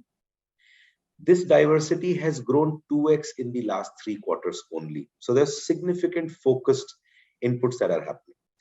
And we have a target of moving it to 8% this year and to 20% by 2025. 20%, the base at that time is going to be in 100,000. So our percentages are significant because the headcount continues to increase. Now, what was one big thing I would say what BII did to us? BII created a board platform. So what's there is the entire board of directors. There is a set which has to come and they own diversity and inclusion. They own EHS. So for me, that was a big thing that BII introduced and kind of created this. What we've been able to do, one more big thing which is there is, we are right now talking to government and pushing the strings to say, why can't women work in night shifts? Just imagine, I have secured the morning shifts in all my large location, plus the automated sorter location. These sorter operations we've secured for females. And we've said, you can't touch this. I can only have 50% or lesser males in the morning shift, because clean, easy shift for them. Anything which is automation, we're saying they need to learn and they can grow faster with us. But we're fighting with the government and saying open night shifts, and that's where we could get the first victory, which is in Maharashtra, in near Mumbai, where we operated the night shift for females with full government support. For me, that's a big change. And these are happening because we have a lot of support and continuous guidance on how things can happen across the world as well. Then we've also opened recently 5 delivery centers. This is last mile, where females come and operate the last mile center. They will go on bikes. There are 5 centers which we opened, which are called pink DCs. There is no male which can enter there. That's the true power of my female warriors there. They are the ones who do this. And not just this. What we're also doing is across the country, we have completely changed our standards, and we've said we will do what is best infrastructure, because then the quality of life for females, and there we appreciate the need can, and it's not just limited to a building where you have a security guard. We are talking about the toilets to be clean. We're talking about the housekeeping and security staff also to be females. We are also talking about sanitary pads to be available in those locations from the organization. And we are also talking about the fact that things that maybe as a country we believe is undiscussable, we are opening it up and saying it is all right to talk about these things. And on top of it, the prevention of sexual harassment as an act prevails in the country. Our committee is one of the best, and we've been able to solve multiple things, which is where in the recent Great Place to Work award that we backed, our female employees gave a score which was at least 2 notch higher than the male employees. They said, we are definitely sure this is a great place to work. So that journey in such less time, Colin, is about actually a great partnership. Otherwise, it would have taken us much more time. There's a lot of science, there's a lot of push, and there's a lot of collaboration that's happening across the board, across the promoter set, across leadership, across the ground leadership as well. Diversity now is not male and female. We are introducing the transgender in our HR system, and we have it on our corporate objective to get us set this year to learn with them. Thanks very much. Thanks for all of those, practical examples. And I can see you've got that Great Place to Work certification prominent there. You're obviously proud about that. Clarissa, you lead our investment funds team, and investment in funds has been historically important to BII for decades. Can you share with us some of the examples of the way that investments in funds can transform people's lives? Thanks, Colin. I think I'll start off by saying that through funds, we've supported over 659,000 jobs across our markets. And this varies from small companies to very large companies across the board. But through our engagement and through our impact-led focus, I'm going to highlight some of the areas where we're working particularly hand in hand with our partners. We're looking to address the healthcare challenges through innovation to the provision of services that are more affordable and accessible. So HealthQuad is a manager that we backed in 2021. They've invested in a company that has done a crowdfunding platform for medical emergencies for those that don't have insurance, allowing them to be able to provide for those medical emergencies. We are working with managers to increase digitization, to increase productivity. For example, Convergence has invested in a company that provides airtime credit services to prepaid mobile subscribers. They have a footprint across 40 countries, and they have a proprietary credit algorithm, scoring algorithm, which allows individuals to get that airtime credit, which allows them to manage their businesses, go about their daily lives. On the other hand, we have managers like DPI and APIS who have backed an Egyptian MFI that's embracing digitization. They serve over 750,000 people, and they're supporting women as customers, but also helping women become credit officers, really expanding over the last 4 years to the branch network 2.5 times, and really thinking about how to train women into those various roles. And finally, thinking about the provision of goods and services to the low-income population. We've been working with Insitor, who is a manager across South Asia supporting SMEs in agriculture, affordable housing, and healthcare. For example, they've invested in a company that provides patients with chronic illnesses with high-quality generics at an affordable price, which they would otherwise not be able to pay. Sorry. Go ahead, Clarissa. No, that's right, Colin. So these are just a few examples. There are many more that really think about our focus on productivity, inclusion, and sustainability. Thanks very much. And what I'm struck by is not only the impact that you're having in the markets through investments, but also the impact you're having on the investing market itself. And I think we may come back with another question to you about some of the work that you've been doing there. But first, Stuart, tell us about Phatisa. I mean, Phatisa has got a very broad impact sort of mandate, and I'm curious how you set priorities and how Phatisa thinks about the impact that it has in Africa. Yeah, thanks, Colin, and thanks for having us today.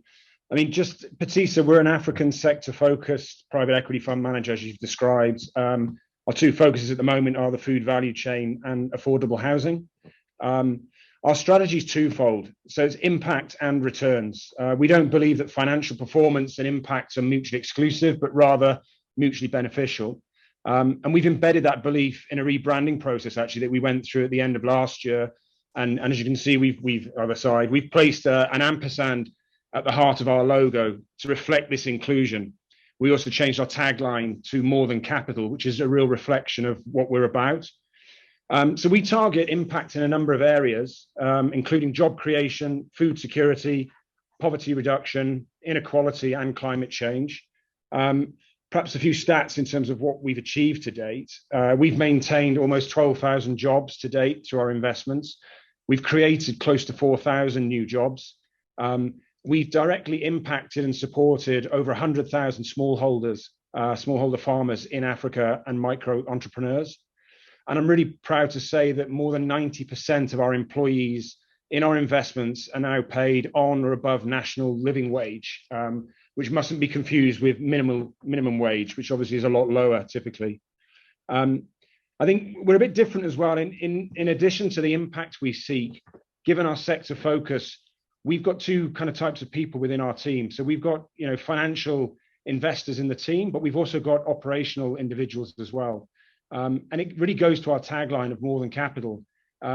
Because of that operational expertise, we can actually get really involved with our portfolio companies, help them develop strategies, help them really drive and grow those businesses. And that's because we've got individuals within our firm who have come out of operations rather than sort of financial backgrounds.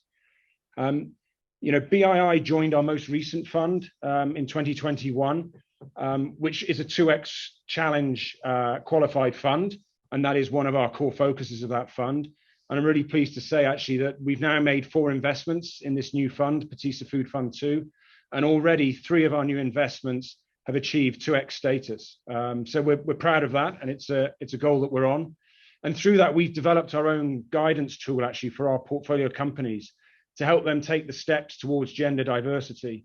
So conducting gender gap assessments at the start of our investments, but also helping to develop gender and non-discrimination policies, review recruitment processes, gender sensitivity training, and talent identification, talent management and training, really, for those businesses. I'd like, if I can, Colin, I was going to share an actual real-life example, which I think is always more interesting in terms of an investment that we made and the impact that we achieved through that. And it's a business called Meridian that we invested in back in 2014, which is a fertilizer imports and blending business based in Malawi, but covering Mozambique, Zambia, Zimbabwe. Meridian has 2 types of customers. It's got large commercial farmers and smallholders. And Malawi itself runs a donor-backed fertilizer program where donors provide funding for fertilizer for the government, and the government then provides smallholders with a voucher.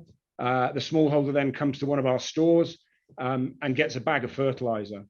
But it's a process that was really set up, I think, in the 1950s. It's never changed in terms of the formulation. So it's one size fits all. It doesn't matter what a smallholder's growing or where they're growing it and on what soil types, they get the same bag of fertilizer. So we saw an opportunity there, which was to create some bespoke fertilizers for smallholders. But the challenge really was convincing management that this was a good business practice and going to be profitable, and also then to convince smallholders to change their techniques and try a new fertilizer. So we used technical assistance funding. We'd secured in our prior fund a 10 million line from the EU of TA funding. And we ran a program around, initially it was a pilot around 30 of our stores. We measured the soils around those stores of the smallholders, and we analyzed what they were growing. And then we formulated 6 bespoke fertilizers, depending on what they were growing and where they were growing it. But then we ran trial plots, because you can't just say to a smallholder, hey, look, you've been using, this one type of fertilizer for 20 years, give this new variety a go. So we ran trial plots, and through that training program, we trained 15,000 smallholder farmers, 70% of whom are women, and showed them that we could improve their yields. And the success was we improved maize yields by 30%. We improved yields on groundnuts by 26%, and there's a whole list of data behind that. But it was just using, a new formulation of fertilizer, same cost, just a different type of fertilizer. Ultimately, Meridian impacted 54,000 smallholders in Malawi. And it was a fantastic win-win, improving livelihoods for smallholders. We improved food security for Malawi, and ultimately we got to sell more fertilizer. That unit, it was called Farm Services Unit, management adopted it. They increased it then from 30 stores to 90 stores, and we had an agronomist at each one of those stores to help smallholders. Ultimately, we sold Meridian, so we successfully exited the business. We made a 2 times in dollars money back on our investment, a 20% IRR, and the seller or the buyer that bought the business actually attributed value to that smallholder business that we developed. So really just demonstrating that you can make financial and impact returns. Yeah, it's a great example of a double bottom line investment. I wonder, picking up on this kind of theme of more than capital, I mean, what is it that BII can provide that helps support these types of investments? Yeah, I mean, to be honest, maybe we grabbed the tagline before you did, because I see you guys as exactly the same in terms of it's more than just funding that you bring to people like Phatisa to help us deploy. It is more than funding. I mean, I think you've got a deep pocket of knowledge there. I know it. I came out of the old CDC many years ago, but 70 years of experience. I think you've got some really great pockets of knowledge there, whether it be sector, impact, ESG, or simply, I think what we've learned is just connecting us with other people and sharing learnings, rather than us all out there in isolation, sort of reinventing the wheel. So you've been hugely impactful on us through that. I think specifically at the moment, we're exploring with you a TA facility.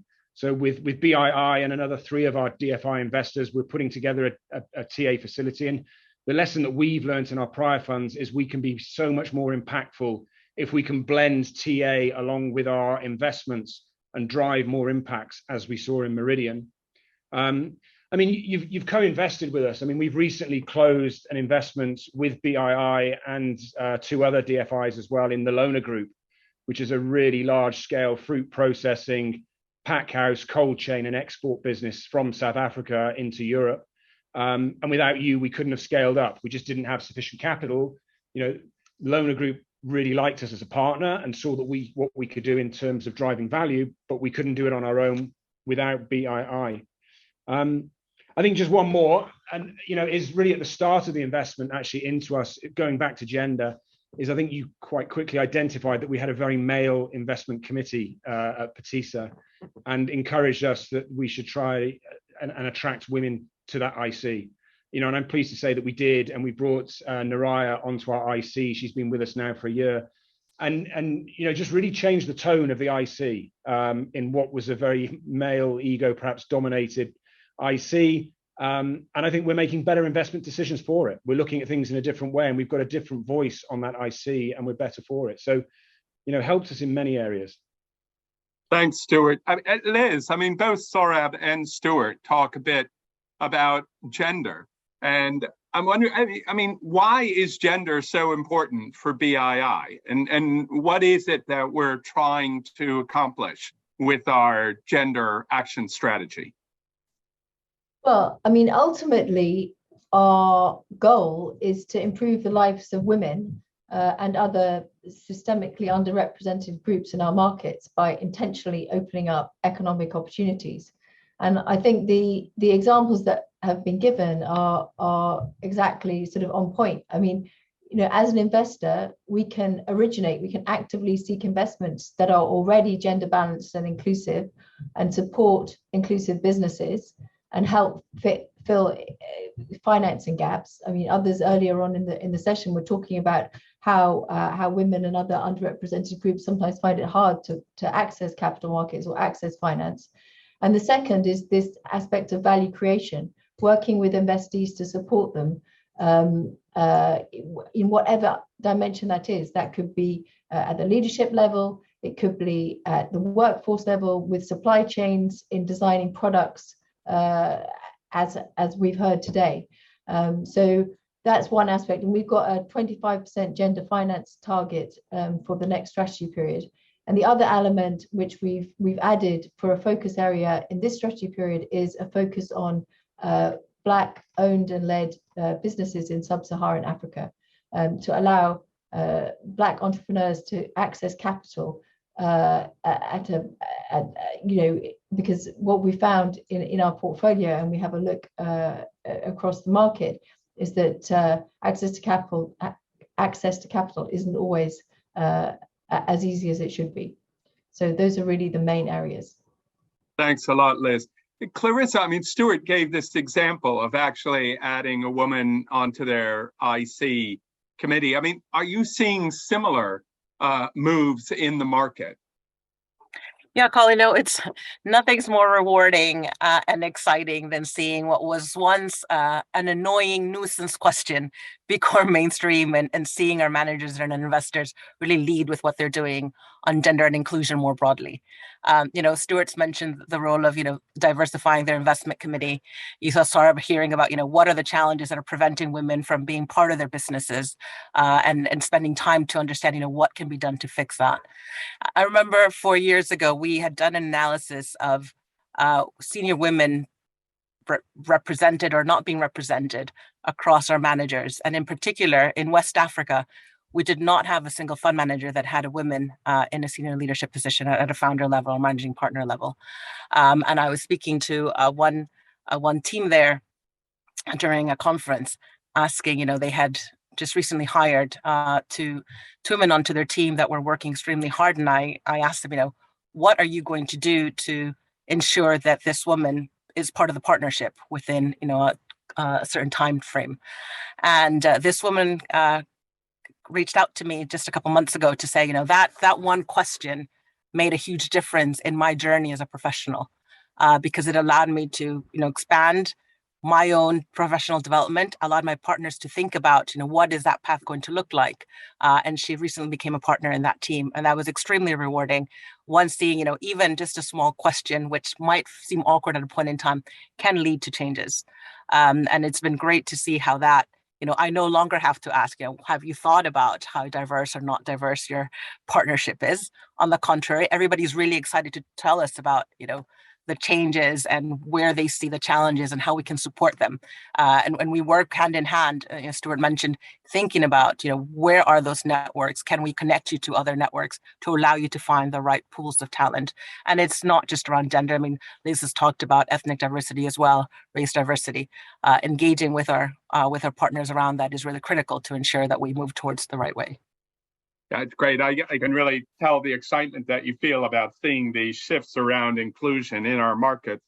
I wonder, Saurabh, I mean, Clarissa shares this discussion from the investor side, but as someone who's responsible for these issues inside a company, I mean, what do you think the role of an investor should be in trying to promote diversity and inclusion? So I think the first thing, the diversity and inclusion is not just any fancy thing. It is directly related with the business outcome. And we at Ecom, we firmly believe it, we've seen it. For me, more and more investors like BII, even if an organization has one investor like this, what it does as a difference is your board, your entire leadership gets lot more serious about it. And look, if you look around all these investments that have been happening in the last couple of years, the global sustainable investment, that itself is a $30 trillion. And we were just trying to study that why would an organization, why would an investment partner look at sustainability as a goal as well? Unless the world becomes a better place to live, and it can only become when it's a overall society to represent, and we look at sustainable goals for future. I don't think you can build large mammoth organizations purely on profit only. So we at Ecom Express, we are extremely delighted that we could secure the funding from BII, not because of the dollar number, but it's about a complete change of culture and the vision that we have towards our future. Made a huge difference for us.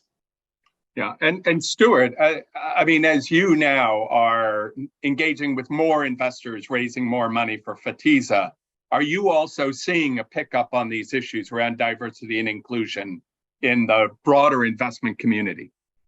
Yeah, absolutely, Colin. And look, it's not just obviously in the DFI world, but outside of that as well. We're getting definitely, we get a lot more questions around that now, ESG impacts, inclusion, etc. But I think what really helps us, I think, is having the likes of BII as a sort of an anchor investor into our funds, because I think, to be fair, you do a lot of the legwork. You do all the running around. As Clarissa says, you ask us the challenging questions around diversity and what we're doing. You've given us big support and help in terms of ESG policies. I think Nick spoke about it earlier in terms of environmental social action plans, and making sure that we've got our house in order. And that gives commercial investors, huge comfort, I think, when they come and join, that they know that actually they can tick that box. They want to do it. They don't necessarily know how to, but you've covered it for them. So absolutely, it's a focus. All right. Thanks very much, Stuart, for joining our panel. And thank you as well, Liz, Saurabh, Clarissa. And many thanks to all of you online for taking time from your day to join us on this panel discussion. Now, before moving to our next panel session on climate change, we're going to have a short film.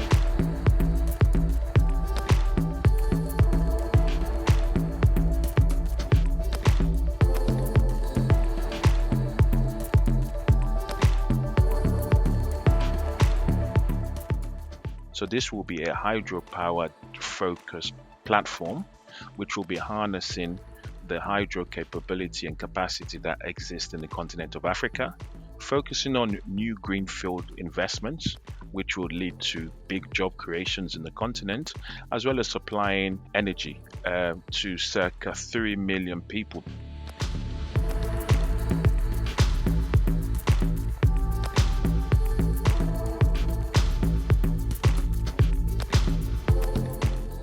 In the last 1 year, Ayana has grown at an unprecedented scale, by more than doubling its capacity from 1.7 gigawatts to 3.7 gigawatts at present.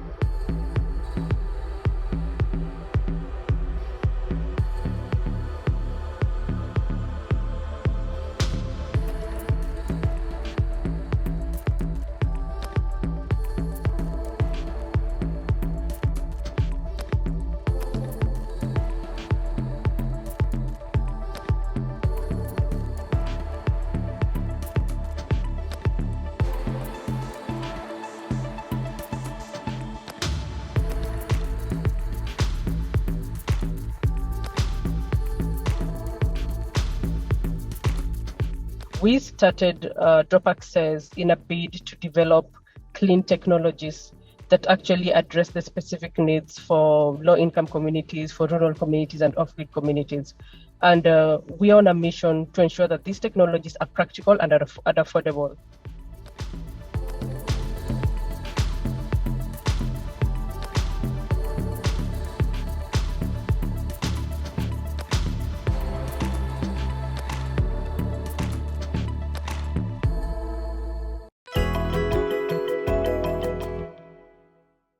Hello, and welcome to our panel on addressing climate change. So today we're going to dive into the energy sector and learn a bit more about what we've been doing over 2021 in delivering energy to meet energy needs whilst tackling the climate crisis. So I'm delighted to have a very distinguished panel joining me, two of our investees and two of my close colleagues who are working on this agenda. Just to reiterate, I think, as you probably already heard in the previous sessions, last year was a really a milestone year, really, for us on climate finance. So we invested almost £1.9 billion in climate financed investments, a record reaching almost 26% of our portfolio. And this also represented a very significant jump from the previous year where we'd made some good investments, but our numbers, particularly following the pandemic, had been rather lower on this. So as we're looking ahead to this 5-year strategy period, we have really laid very strong foundations for addressing the climate crisis whilst delivering on the development needs, particularly in the energy sector, as has been emphasised earlier and when we'll hear a bit more about in this session. And just to reflect on a slightly personal note, I this year had the opportunity to join the Africa Energy Forum in Brussels last month. And for me, that was a really exciting event. There was a huge buzz, particularly around some of the really innovative opportunities that are starting to emerge in Africa. Green hydrogen, for example, for power use, for use in fertilizer, for use in other in key industrial sectors. And a real hope and recognition that Africa could really lead the way, globally lead the way in accelerating the transition and investments in green hydrogen as a critical enabling technology for decarbonising Africa and the global economy overall. So I think rather than talk more myself, I'm going to now introduce Chris Chichichimi, who is our head of equity in infrastructure and has been leading some of our really innovative investments and platforms.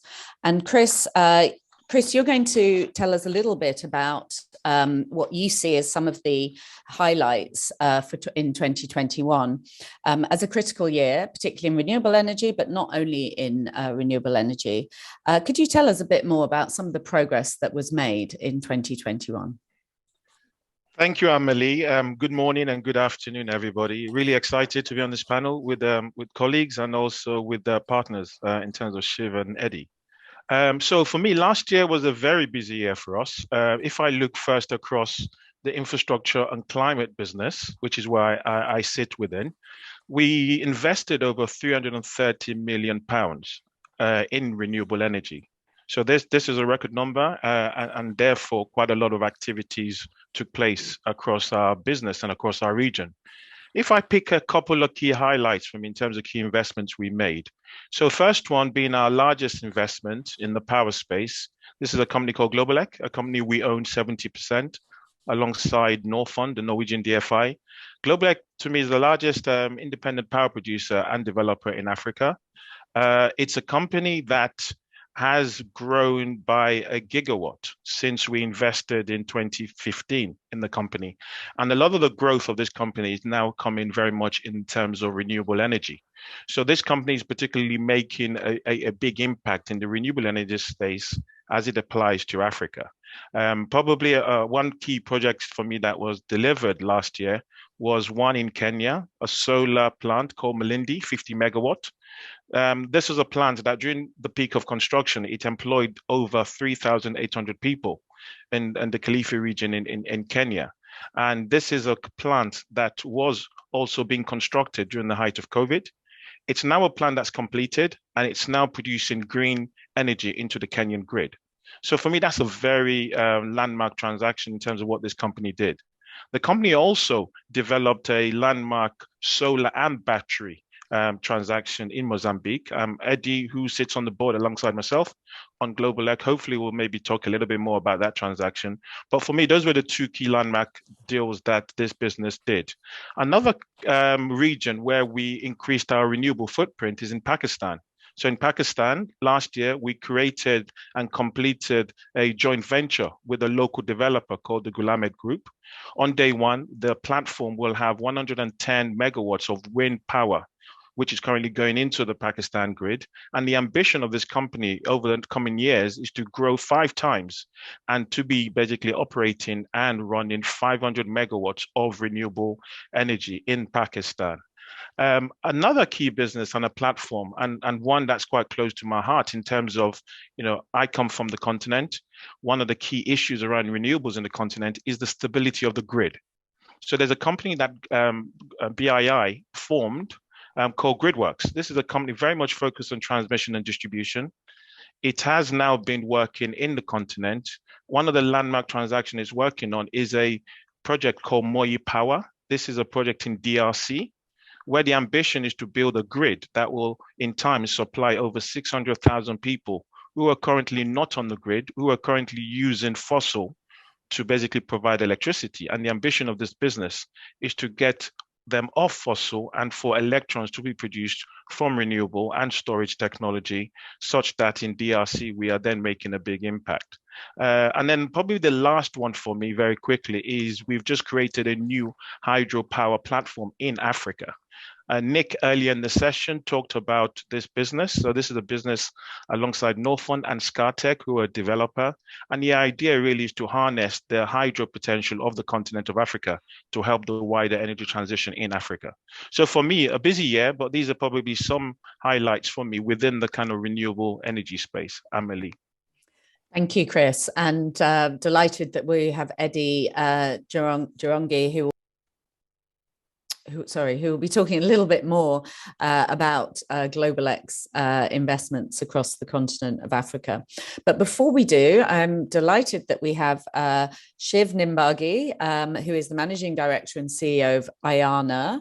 Ayana is a leading renewable energy investment platform, investing in utility scale renewables in India. Also has a very strong focus on gender and inclusive investments. So Shiv, I'd love to hear more, and I know our audience love to hear more about your experience with Ayana and how Ayana is both working to tackle the climate crisis through its investments, but also very importantly, delivering very strong community benefits. Yeah, thanks, Amali. Ayana was started by earlier CDC, now BII, in 2017. And initially we started with a capital outlay of 100 million with an objective to get to about 300 megawatts in 3 years. And the actual operations got started in Jan 2018. That's when I joined the company. And thereafter, as we speak today, in July of 2022, this company is 3.7 gigawatt of capacity with 1.3 gigawatt of operational capacity. So in this journey, right in the first year, after the first year, we were able to attract 220 million additional capital. In addition to CDC, we had NIF, which is backed by Government of India as an anchor investor, and GGF, which again is managed by Everstone Capital and Lightsource BP as the managers, with funding coming again from NIF and DFID from UK. Thereafter, NIF decided to take majority control with 51%. As on today, now we have a total capital outlay of 720 million. So today, Ayana is one of the leading renewable energy companies growing at a good pace. What we stand out in the country is for our governance standards, our ESG standards, and the work that we do in terms of contributing towards the community. So our objective, which we continue to uphold still, when we started, we had an objective to deploy our capital in category A and B states of the country. So category A and B are those states of the country which actually need development capital. They are not really those destinations where capital gets attracted. So that's why we decided to focus to deploy our capital. And what, with pride, we can say that we were successful in deploying a lot of capital, initial capital, and a lot of our projects today are operational in the category A and category B states, which is Andhra Pradesh in the southern part and Rajasthan in the northern part. So most of our operational capacity is today located in these two states. So in addition to this, one of the other things that we committed when we started this platform was to make a difference to the communities that are around where our plants are located. In the very first plant that we commissioned in Andhra Pradesh, we set up a skill development center. We trained about 200 people, with about 30 to 40% being women. And we did employ some of them, and they're working. And we are trying to work towards trying to encourage more and more female to come and work into our solar plants. We have a stated objective to see that if we can get one of our solar plants to be fully managed and operated by all women group. So that is what is one of our ambitions, which we are trying to work towards. And the reason that we are looking at skill development is to make sure that the communities become self-sustainable. Our idea is not to give a grant as one time and then not be there, but our idea is to make sure that people develop the skills. And I don't know, so what we are now trying to do is, unlike setting up a skill center which is going to be there for a limited number of training, in Rajasthan now we have put up a permanent skill development center right at our plant, so that we can train a lot of villagers there and empower them. So as of now, we have placed almost about 140 people, and we are now encouraging a lot of girls around that area to come and develop the skill sets and be able to get employment and things like that. So this skill center that we have put up in Rajasthan has really come up well, and we've been able to turn out people. And what we have done is there is a lot of solar development in that state. So we have collaborated with a lot of other companies to get placements done.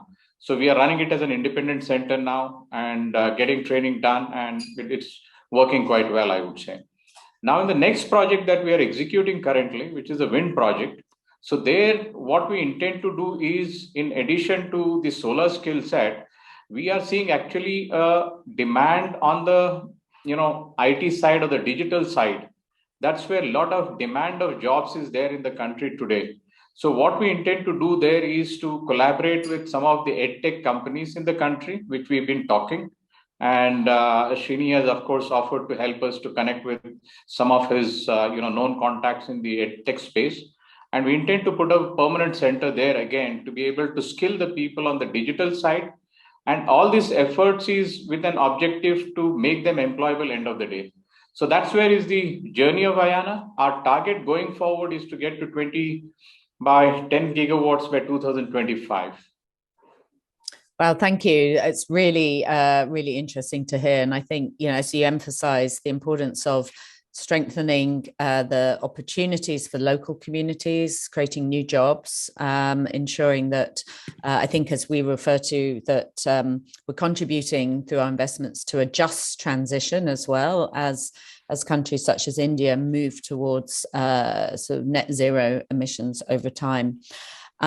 Really, really exciting, really interesting, and very impressive to hear about the 10 gigawatt by 2025 target that you have set. Of course, India has set a very ambitious target of 500 gigawatts by 2030. And this is clearly a huge scale of investment and presents huge opportunities, but also ensures that the need for new capital and helping to mobilize new finance into this space is critical. And I know you've been very successful over the last year in mobilizing new sources of capital. You referred a little bit to that earlier, but could you tell us a little bit more about how, what that's been like, your journey in terms of mobilization and how you see that as contributing towards your future business? Yeah, so I think capital is, of course, needed and needed in large sums to continue to the areas of growth. The additional capital is required, if we have to do an energy transition, and country has declared by 2070 to be able to get to net zero, and new technologies like green hydrogen, green ammonia are being talked about. So all this actually calls for, a lot of capital to bring in a lot of renewable energy capacity, and also being able to, drive the cost down. The cost will come down unless and until the volume doesn't go up, the cost will not come down. So government of India is trying to enable the policies to create a sustainable market to be able to drive the cost down. So in order to achieve all this, capital is definitely a must. We as Ayana now are moving from a standalone solar or wind or hybrid, which is a combination of solar and wind. We are now offering round-the-clock clean energy, which means 24/7 with a combination of solar and wind and storage. We should be able to offer a clean energy 24/7. So that is when actually, the country is able to achieve net zero, which means that all forms of energy is only clean then. To that effect, we have tied up our storage capacities. So we are now fully geared up in terms of being able to provide a clean energy solution. That's number one. Number two, given that there is a need for an alternate fuel, so we are looking at green hydrogen. So we have a technical tie-up with Greenstat of Norway there. And we, in our efforts to get knowledge and experience, we are putting up a small pilot, close to one of our existing solar plants. In next 8 months, we expect to start producing green hydrogen. So that's another area of development which we are trying to do. The third area is where we are putting a lot of focus and effort and developing our own intellectual property is around digitizing our complete operations and developing the required algorithms in terms of managing. And we have established a complete central control room center in our office in Bangalore, where people will be monitoring all our assets 24/7, whereby they're able to, look at every nook and corner of the plant, other than, analyzing all these assets. So a lot of this is happening. And of course, as I mentioned earlier, contribution to the community is core, one of the core principles on which we move. So for all this, of course, capital is required. And our ambition is to become one of the major contributors for India's journey in the energy transition. Very exciting. And I'm going to be in Bangalore in a couple of weeks. So I'd love to go and visit your control center, because I know we're hoping to have you. Yeah, great. Thank you. Thank you. So I'm going to come back to you in a little while, but I'm going to turn now to Eddie Jurogi, who is a non-executive director at Globeleq. So Chris earlier referred to Globeleq as one of our key investees, where we are investing in the power sector in Africa. So Eddie, could you tell us a bit more about Globeleq? You're one of the leading IPPs in Africa. Tell us a bit more about what that looks like, and also how you see the relationship with BII. Thank you, Amari, and really thank you for inviting me also to participate in this panel discussion, which I feel is a great way of communicating in terms of what we are doing. Globeleq was a company which was acquired from Actis in 2015 by BII and Norfund. So we are owned 70% by BII and 30% by Norfund. And as you have just said, and Chris had said so earlier, we are indeed one of the leading IPPs in Africa. We recently acquired a solar project in Egypt, a 60 megawatt project, 66 megawatt project, which really made us to be in every corner of Africa. Before that, we were mainly in South Africa, where we have about 380 megawatts. We were in West Africa through Cote d'Ivoire and Cameroon, where we have about 800 megawatts.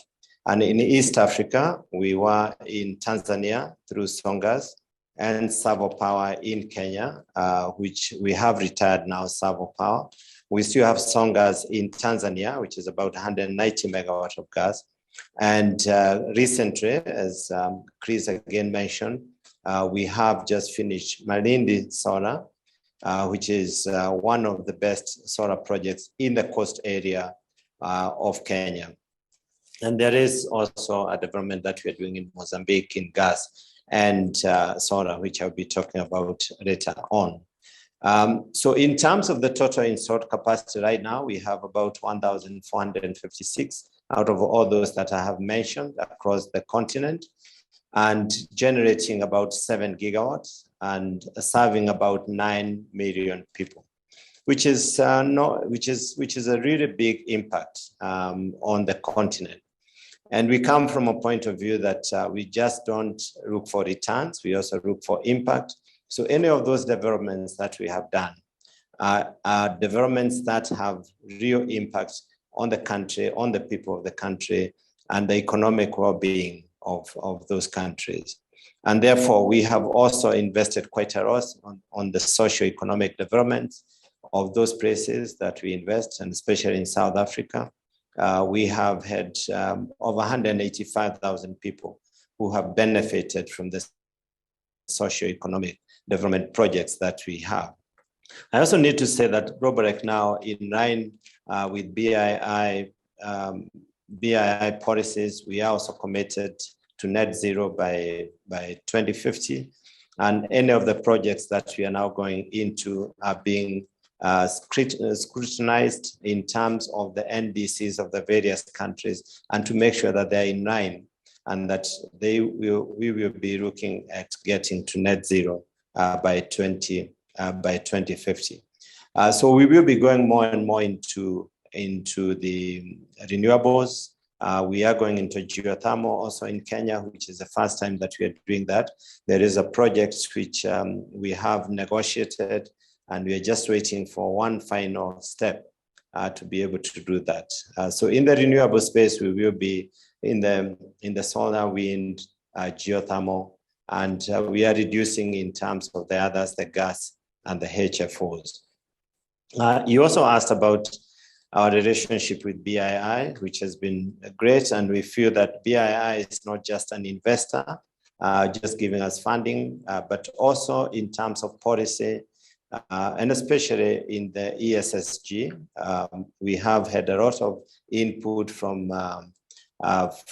BII as we developed our climate strategy, as we developed our sustainability reports. We have had a lot of support from BII, which we value greatly. So that's really us, that's Globeleq, and I'll be talking a bit maybe later on about what we intend to do going forward. Thank you. Thank you. And maybe I'll just come back one more question, Eddie, maybe fairly briefly, because I know last year Globeleq, with actually some funding we were able to contribute, was able to invest in a new, very innovative, the Kwamba solar plant, which includes storage. So we heard from Shiv how Ayana in India are seeing storage as critical to really scaling up investments, getting to net zero. Could you maybe just say a few words about the Kwamba project in Mozambique? Yeah, Kwamba came, we were developing, or we are in the process of developing a huge gas project in Mozambique. And as part of that, we then negotiated with the government, and they agreed for us to put up a 19 megawatt power solar project with storage.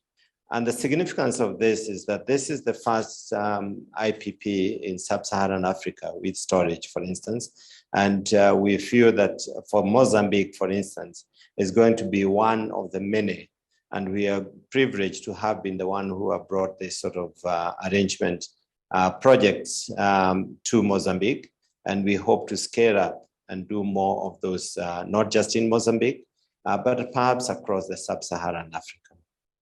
Excellent, very exciting, and yeah, really, really great. So I'll come back with one last question to yourself and Shiv at the end, but I'm going to move now back to my British International Investment colleagues. So Jeff Manley, you're leading our Energy Access and Efficiency team. Could you tell us a little bit about your year in 2021, you know, how you've laid the foundations for this 5-year strategy period, and also, was there any particular standout investments that you'd like to talk about and let our audience know more about? Sure. Hi, everyone. Very pleased to join you all. So maybe just to give a bit of a background and a picture of what we do within our team. So we're really focused on 2 areas, and as really part of our broader approach within the infrastructure and climate group.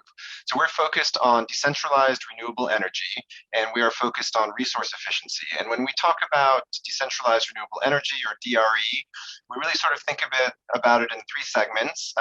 One is solar home systems, which are often sold on a pay-as-you-go basis. This is really providing basic energy access to underserved households, primarily in rural areas. A second area that we look at is commercial and industrial, or C&I solar, which is providing solar solutions to businesses. It allows them to reduce their carbon footprint. It allows them to reduce their cost of power and improve reliability. And then the last area would be mini grids, which electrify communities. It touches households, it touches businesses, and provides them with power. And then, so that's sort of the DRE side of it. And then the other side is resource efficiency. And there we're looking both at energy efficiency, but also water efficiency, which is really, I think, key components in addressing the climate challenge going forward. These are very nascent and risky sectors. In many cases, the companies are pre-profit. So you probably heard my colleague Yasmin talk about our catalyst window earlier. And the EAE team is really kind of a catalyst power user. So that's really the primary source of that more flexible capital that allows us to invest in earlier stage businesses. And given that these are evolving markets, a core part of our strategy as well is to play a role in market shaping. And what we mean by that is intervening at the sector level to try to encourage the healthy growth. So for example, we used our BII Plus TA facility to help fund the development of a consumer protection code to ensure that customers are treated fairly and with transparency. So that's an important component of what we do. I guess thinking about some key transactions or progress that we made in 2021, I think I would highlight our continuing relationship with a really exciting company called Greenlight Planet. This was a second facility that we closed with them in 2021 to support their continued growth. They are a solar home systems company with a global footprint. Kenya is their largest market. This was a local currency facility for Kenya. And I think I would also really note that we were able to bring in 2 commercial lenders into that facility, which is really exciting alongside some of the other DFIs. And I think is a really strong signal to the market that you know, this sector can develop in a commercial way. So that was really exciting for us. Another point I would highlight, you know, we talked about the importance of partnership. And others mentioned the partnership agreement that we signed at the last COP with the Global Energy Alliance for People and Planet, and that has a very strong DRE, or decentralized renewable energy component to that. So really excited to build on that over the next 5 years. It ties into our ambitions about you know, using blended capital structures, and so very excited to see that take off over the next 5 years. Thank you, Jeff. And I think, that's really important that we all are reminded this isn't about just supply of power and, installation of, capacity of electricity, but critically access is essential, particularly in many of the rural areas, particularly in sub-Saharan Africa, but also critically the more efficient use of energy and water. I mean, water we know is going to become increasingly scarce. So, I mean, is there a few words you could say, maybe just to unpack what you see as some of the challenges and opportunities as well, but some of the challenges that you were facing in 2021 and, looking ahead to 2020, this year and beyond? Sure. I mean, it's been said many times already, but obviously COVID was a huge overhang in 2021. That presented a lot of challenges in our markets at the household level, and a lot of the companies that we're working with are targeting more vulnerable, lower income households. So that was, a particular focus area for us to try to understand what was happening there, but also at the company level, lockdowns and other challenges prevented them from delivering on their business plans. So we really made a concerted effort to try to support our portfolio companies, to work with them and understand, kind of what was happening in their markets and how we could support them in response to that crisis. I mean, obviously the climate challenge is one that we all know about. I guess maybe what I might focus on as well is the energy access challenge. And there's some good news and bad news, I think. We saw that in 2020, energy access globally went over 90%, which is a fantastic data point. But there are still 700 million people that lack access to power. Most of these people are in sub-Saharan Africa. So that continues to be a huge challenge, and I think we really just have to make sure that COVID or other global macro challenges don't derail the progress towards energy access, and energy access that is compatible with our net zero ambitions, which means renewable. Great, thank you. And I think, as you say, of course, it becomes more important to have these very strategic partnerships with those that can bring complementary resources, such as the. Sorry. No, I was just going to say maybe one opportunity that I would highlight is that we are starting to see some of the companies in our portfolio more specifically developing their business in Nigeria. Mm-hmm. Nigeria is the largest energy access market. In other words, of all the countries in the world, it has the most people without access to modern energy. And we also know that in parallel, there are gigawatts of installed capacity of highly polluting diesel gensets. So I think there's a tremendous opportunity there to both address energy access and climate through solar solutions. Great, thank you. Thanks, Jeff. So I'm going to come back. One last very brief question to you, Chris. If you could highlight one standout investment from last year, just very briefly, because then I'd like to come back to Shiv and Eddie for a final closing remarks. Thanks, Emily. So maybe just thinking through this. So one standout investment for me is likely our hydropower joint venture. So this is a joint venture I talked about earlier on, which is focused on harnessing what we know exists in the continent, which is the hydro capability. And the reason why it stands out for me, and as I think about the wider energy transition, hydro energy potentially could be a game changer in terms of providing base load. And base load has been one of the limiting factors to being able to have more renewables on the grid across the continent of Africa. So I think the transaction which we've just done has the potential, not only from a job creation perspective, the numbers we've talked about with this transaction based on the pipeline it has is about 180,000 potential jobs, potentially 3 million people to be supplied with electricity, just from 3 other projects in the pipeline. So the potential with that transaction for me is huge in terms of game changing and helping the wide energy transition in the continent. So that's probably one that stands out, Emily, in if I think through what we did last year. And which countries will be benefiting from that? Hydro potential is across the continent. So, if I think through where the potential, so there's wider West Africa, there's a lot of hydro potential there.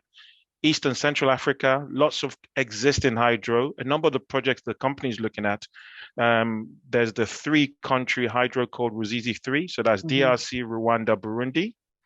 There is Malawi. There's a project in Malawi, 350 megawatt hydro plant. There is one in Madagascar.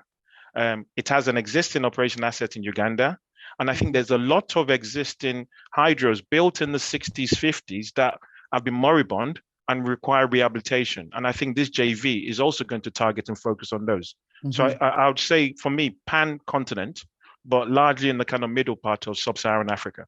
Yeah, and I think that's critical. I certainly saw in my previous role in Latin America that the upgrade of existing hydro is an important part of delivering energy security and decarbonising as well.